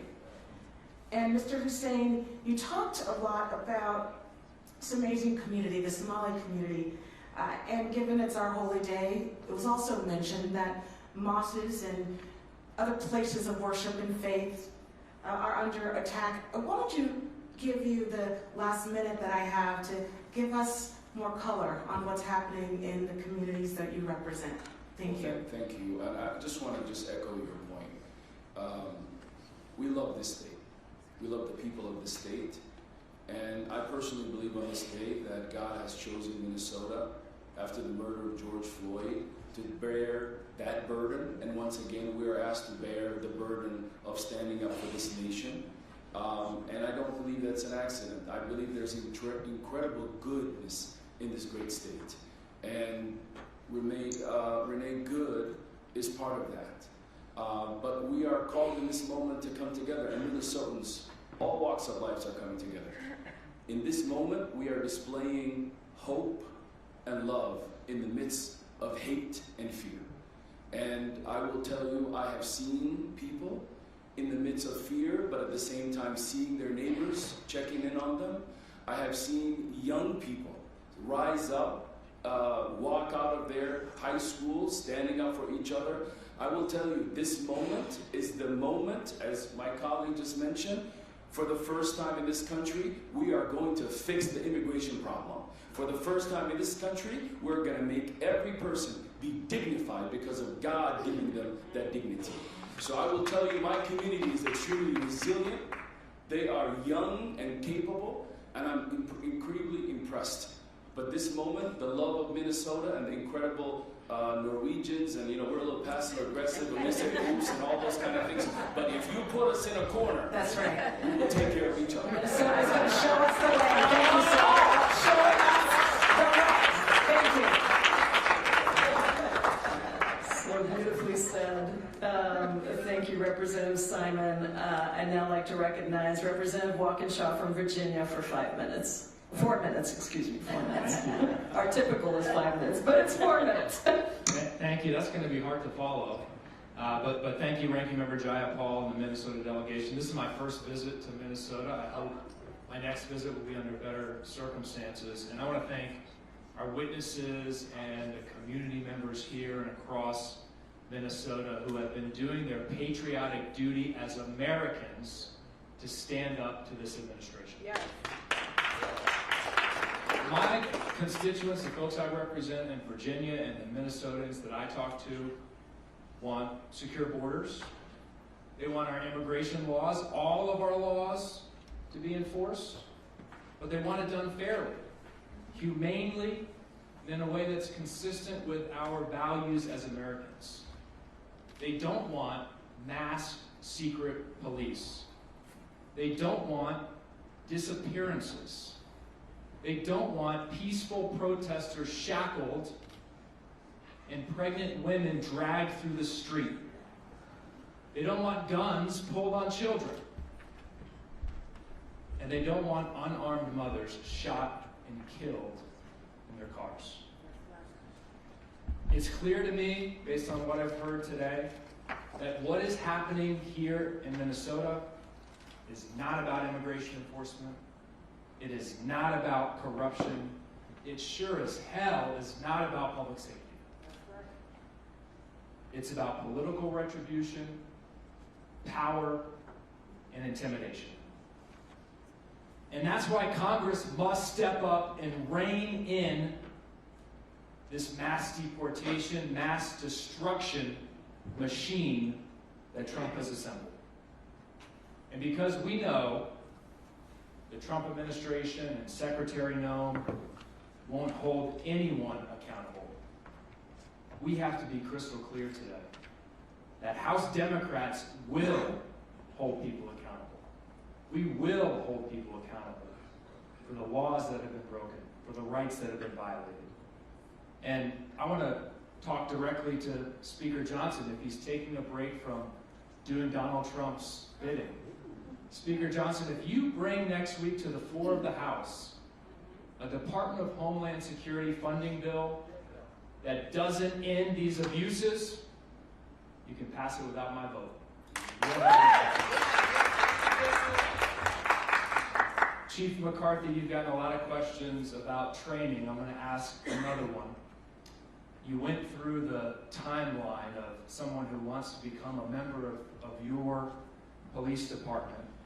I was adding up all of the requirements. It sounded like years before you would have that officer on their own, serving, patrolling in your community. We know that ICE is sending folks out with 6 to 8 weeks of training. From your perspective, your decades of experience, what could go wrong if you put an officer out on the streets in your community with just 6 to 8 weeks of training? Thank you for that question. And I think we're seeing it. Everything can go wrong. When officers are put in positions where they are stressed and now they're insecure, they're going to be quicker to move to physical violence. And what you're finding is that if they don't know their legal rights and authority, they're going to violate the rights and authority of others. And so it is a very dangerous situation. Thank you. I yield back. Thank you so much, Representative Walkinshaw. And now it's my pleasure to recognize Adelita Grijalva from Arizona for 4 minutes. Thank you, muchas gracias. I would like to start by acknowledging the gravity of this moment, highlighted by the fearless testimony of the witnesses here, especially true for the people of Minnesota, for communities across the country who are living in fear. This city is mourning the loss of one of its community members, Renee Nicole Good. 3 children are now mourning the loss of their mother because a federal agent shot and killed her point blank range. And what has the federal response been? Calls for a transparent and accountable investigation? No. We're watching federally controlled probes shut out state and local authorities offering zero transparency. Are we seeing a calm commander-in-chief urging de-escalation and peaceful protest? No. We're seeing blatant intimidation and threats to invoke the Insurrection Act. Do we even hear the faintest acknowledgement that maybe, just maybe, something went wrong here? No. Instead, we see Secretary Noem distort the facts, gaslight the American public, and try to make us not believe what we can see with our own eyes. Let's be clear. Renee Nicole Good was murdered at the hands of ICE, a lawless agency that is promoting chaos and fear in our communities across the country. What is happening in Minnesota is unfortunately all too familiar for Arizonans. Arizona is no stranger to this fight. In 2010, the state passed the now Senate bill SB 1070, the Show Me Your Papers, right? 1070 was one of the broadest, strictest laws of its kind and at the time, and it took effect and made Arizona a testing ground for racial profiling and cruel immigration policies, the very kind that we see implemented across the country today. I represent a district that shares 300 miles of the border with Mexico, where families live on both sides of the border, families have mixed status, and the presence of Border Patrol and immigration agents is a fact of our daily life. But the level of aggression we have seen since Trump took office is truly unprecedented. I witnessed this firsthand when federal agents raided a local restaurant in my district when I showed up to ask for more information to do my job of oversight, tried to de-escalate the situation. They indiscriminately sprayed chemical irritants on the crowd, which included myself and journalists documenting the scene. And then they spun it and gaslighted the community. And what we're seeing here in Minnesota and what I've seen in Arizona is part of that same pattern of intimidation. Federal agents using force instead of restraint, intimidation instead of engagement, secrecy instead of transparency. That is why, until significant reforms are made, Congress should not allocate another dime, ni un centavo, to immigration enforcement agencies. Secretary Noem should be impeached for her handling of this incident and for a campaign of terror across the country. We need to make sure that federal law enforcement serves the people, la gente, not terrorize them. We need accountability, we need answers, and that is why we are all here today, to be here with you. I want to thank you for being here, and I do want to ask a question of Ms. Gonzalez Avalos. We've heard the stories of people afraid to go to work, to go to school, to go to the mail. After ICE killed a U.S. citizen here, how has fear spread through this immigrant and mixed status families, and what has this done to the trust in law enforcement? How has this affected their willingness to call the police, report crimes, or seek help when they need it? We have seen that across the board, immigrant communities are deeper in lockdown. They are not sending their children to school, regardless of their citizenship. They're not going to work, and their businesses are increasingly getting shut down. They are making the hard decision. We have also experienced, and we need more information about that, but we have also experienced systemic deployment of I-9 audits in ethnic corridors, in Latino, like ethnic business corridors in the metro and suburban areas. And people are afraid that by submitting something that is supposed to be simple regulatory practice could be weaponized, using further that information to harm more families, even those that might have immigration status. We are hearing hospitals, people are not seeking care, critical care. People are not getting their medication or going to the pharmacy. And people who have made the decision that maybe their way out is going back to their birthplace are afraid to even buy an airplane ticket because they know that there's cooperation in the airports and in the border, even if they're trying to go to their birthplace where they are legible and they can be there lawfully. Thank you. La gente unida jamás será vencida. The people united will never be divided. Thank you for showing us the way. Thank you so much, Representative Grijalva, and I want to just thank all of the members who have been here, who have participated in this hearing for making this a priority. And I'm going to move to closing statements. I recognize Representative Omar for her closing statement. I join Representative Jayapal in thanking my colleagues for joining us today, grateful to the state and local electeds who testified, to our incredible second panel who have spoken to the brutality that they have experienced. It is clear that our Republican colleagues are not here because they were comfortable in taking money from that would be allocated for food stamps. They were comfortable in taking money that would be allocated for housing, and they were certainly comfortable in taking money that would be allocated in addressing health care to try to fund what is now providing the resources for the occupation that we are experiencing here in Minnesota.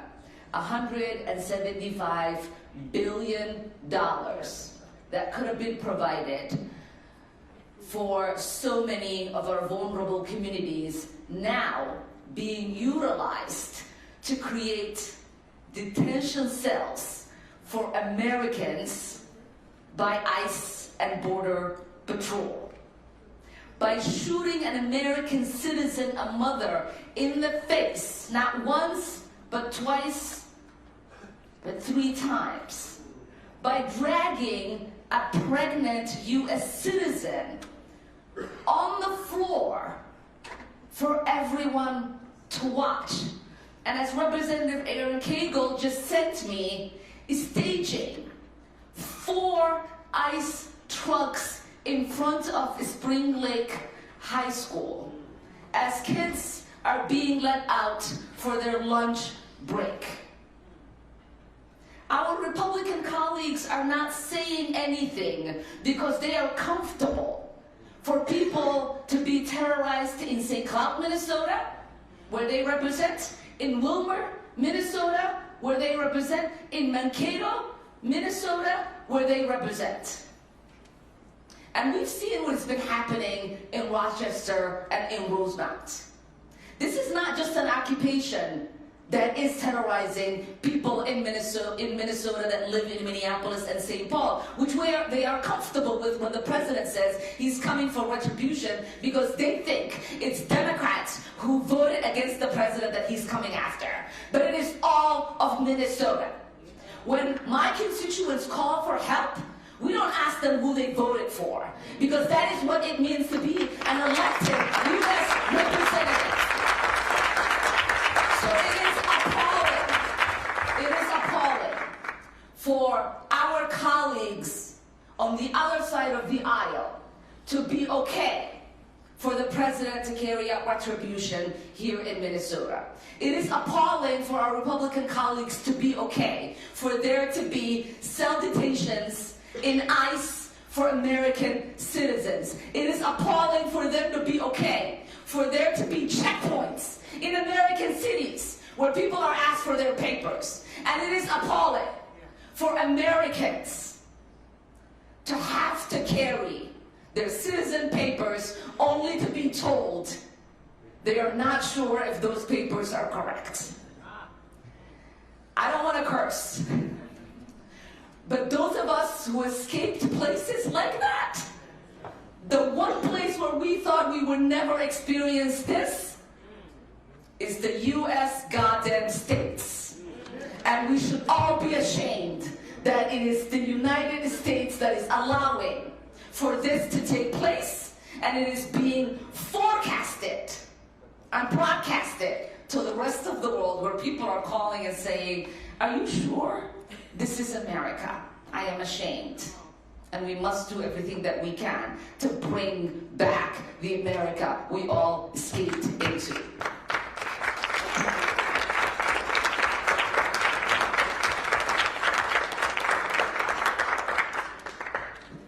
Thank you, Representative Omar. We are so grateful for your incredible leadership, for your courage, and for your representation, not just of the people of Minneapolis, not just of the people of Minnesota, but of the people of the United States of America. And I'm really grateful to all of you for being here. I know that there is risk. I know that there is risk in different ways for every single one of you. And I appreciate that you are standing up and speaking out and telling us what we need to hear.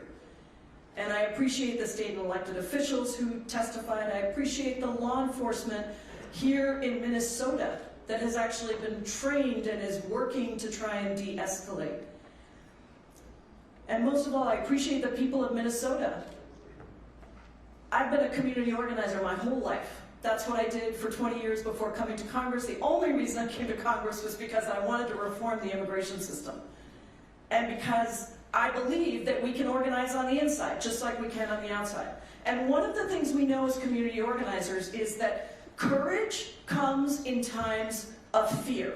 Courage is acting despite your fear.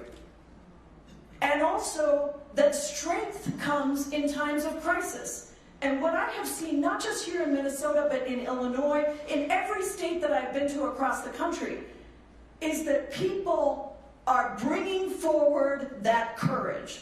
They are bringing it forward with the whistles, they are bringing it forward with the training, they are bringing it forward with the nonviolent protest, they are bringing it forward with the very fact that they will speak out and refuse to be silenced. Look, when I started these hearings, we're not in the majority. We will be. We will be soon. We will be in the majority. Not a single Democrat voted for that $170 billion of funding in the big bad betrayal bill. That was a betrayal on so many levels. Not a single Democrat voted for that. But I do want to say that when we have the gavels back, we have to take this on, because this has been an ongoing escalation of funding to ICE, to Border Patrol, without any accountability. Detention soaring, incarceration of immigrants in the United States of America now at 56,000 people a night being incarcerated. The entire spending for the Bureau of Prisons is dwarfed by the amount of spending that we are putting into incarcerating immigrants in a system that is a civil system. Now, I get mocked all the time by Republicans when I try to say this. Immigration is a civil system, not a criminal system. That is why people are not given attorneys. They're not given the right to counsel, because it is a civil system. The detention system is not punitive. It is not supposed to be punitive, excuse me. It is being used punitively. And so we have put together on the subcommittee a list of accountability measures. What does it look like to have real accountability? Ms. Gonzalez-Avalos, Mr. Hussein, you talked about some of this. Mr. Mayo, you certainly know and have spoken about this. You need a warrant, a judicial warrant to conduct an arrest. You must prosecute officers within ICE and CBP who violate people's constitutional rights. You must share information on those investigations with state and local law enforcement who are part of those investigations. No masks. Let me tell you, they say they need masks to protect these ICE agents. When they arrest gang members, they don't wear masks. You cannot be in our communities unidentified and with masks. There's a whole list of things because the list of abuses is so strong. And what I want to tell you is that without those, I will not fund a single cent to ICE and CBP, and I think most of the people on this dais, if not all, as well as many others that are not here, feel the same way. Because we do have the power of the purse. And yes, we are in the minority. By the way, you need 60 votes in the Senate. That means you have to have Democrats in the Senate to pass these things. When we started doing these hearings last summer, it was because Republicans refuse to hold any accountability hearings. The only hearings we have on the Immigration Subcommittee, as my colleagues who are on that subcommittee know, are all about lies. Lies about immigrants, lies about terrorists, lies about fraud, lies about whatever you can imagine. And the reality is 70% of the people that they've detained, kidnapped, disappeared, have zero criminal history. And the 30% that remain are tiny parking infractions, misdemeanors. Those are the things that they're kidnapping and disappearing people for. And when we started, so we decided we would just hold these hearings. If they won't do it, we can. These are not shadow hearings. I'm not calling them that anymore. I'm calling them hearings. These are hearings with real witnesses and real members of Congress who are listening to that testimony. And not that many people came in the beginning, to be honest, and we've had trouble getting some of them covered. But the last one that we did in Illinois had 19 members from all over the country. The last one we did in DC had 26 members, all Democrats. And this one is the most, 28 members of Congress from 18 states around the country who are here to listen to you. So I just want to say to all of you, you are not alone. What we are seeing is horrific. And it is happening in other places as well. And it will continue to happen in other places. So if you are watching this and you think this is never going to happen to you, that you're not going to have somebody pulled out of a car, tear gassed in a car simply for following an ICE vehicle, if you think that somebody is not going to be shot on your street, a mother, a daughter, a sister, a brother is not going to be shot on your street by an ICE officer, this can happen to you. And so I'm asking everyone that is not in this room, that may be watching in another state, to find that courage to speak out, to get trained, to get connected with your local organizations, and to make sure that you are ready in the same way that Minnesota has shown us over and over again, that you are ready to be American citizens, American residents who believe in this Constitution, who believe in this country, and will stand up for it. Thank you all so much for being here.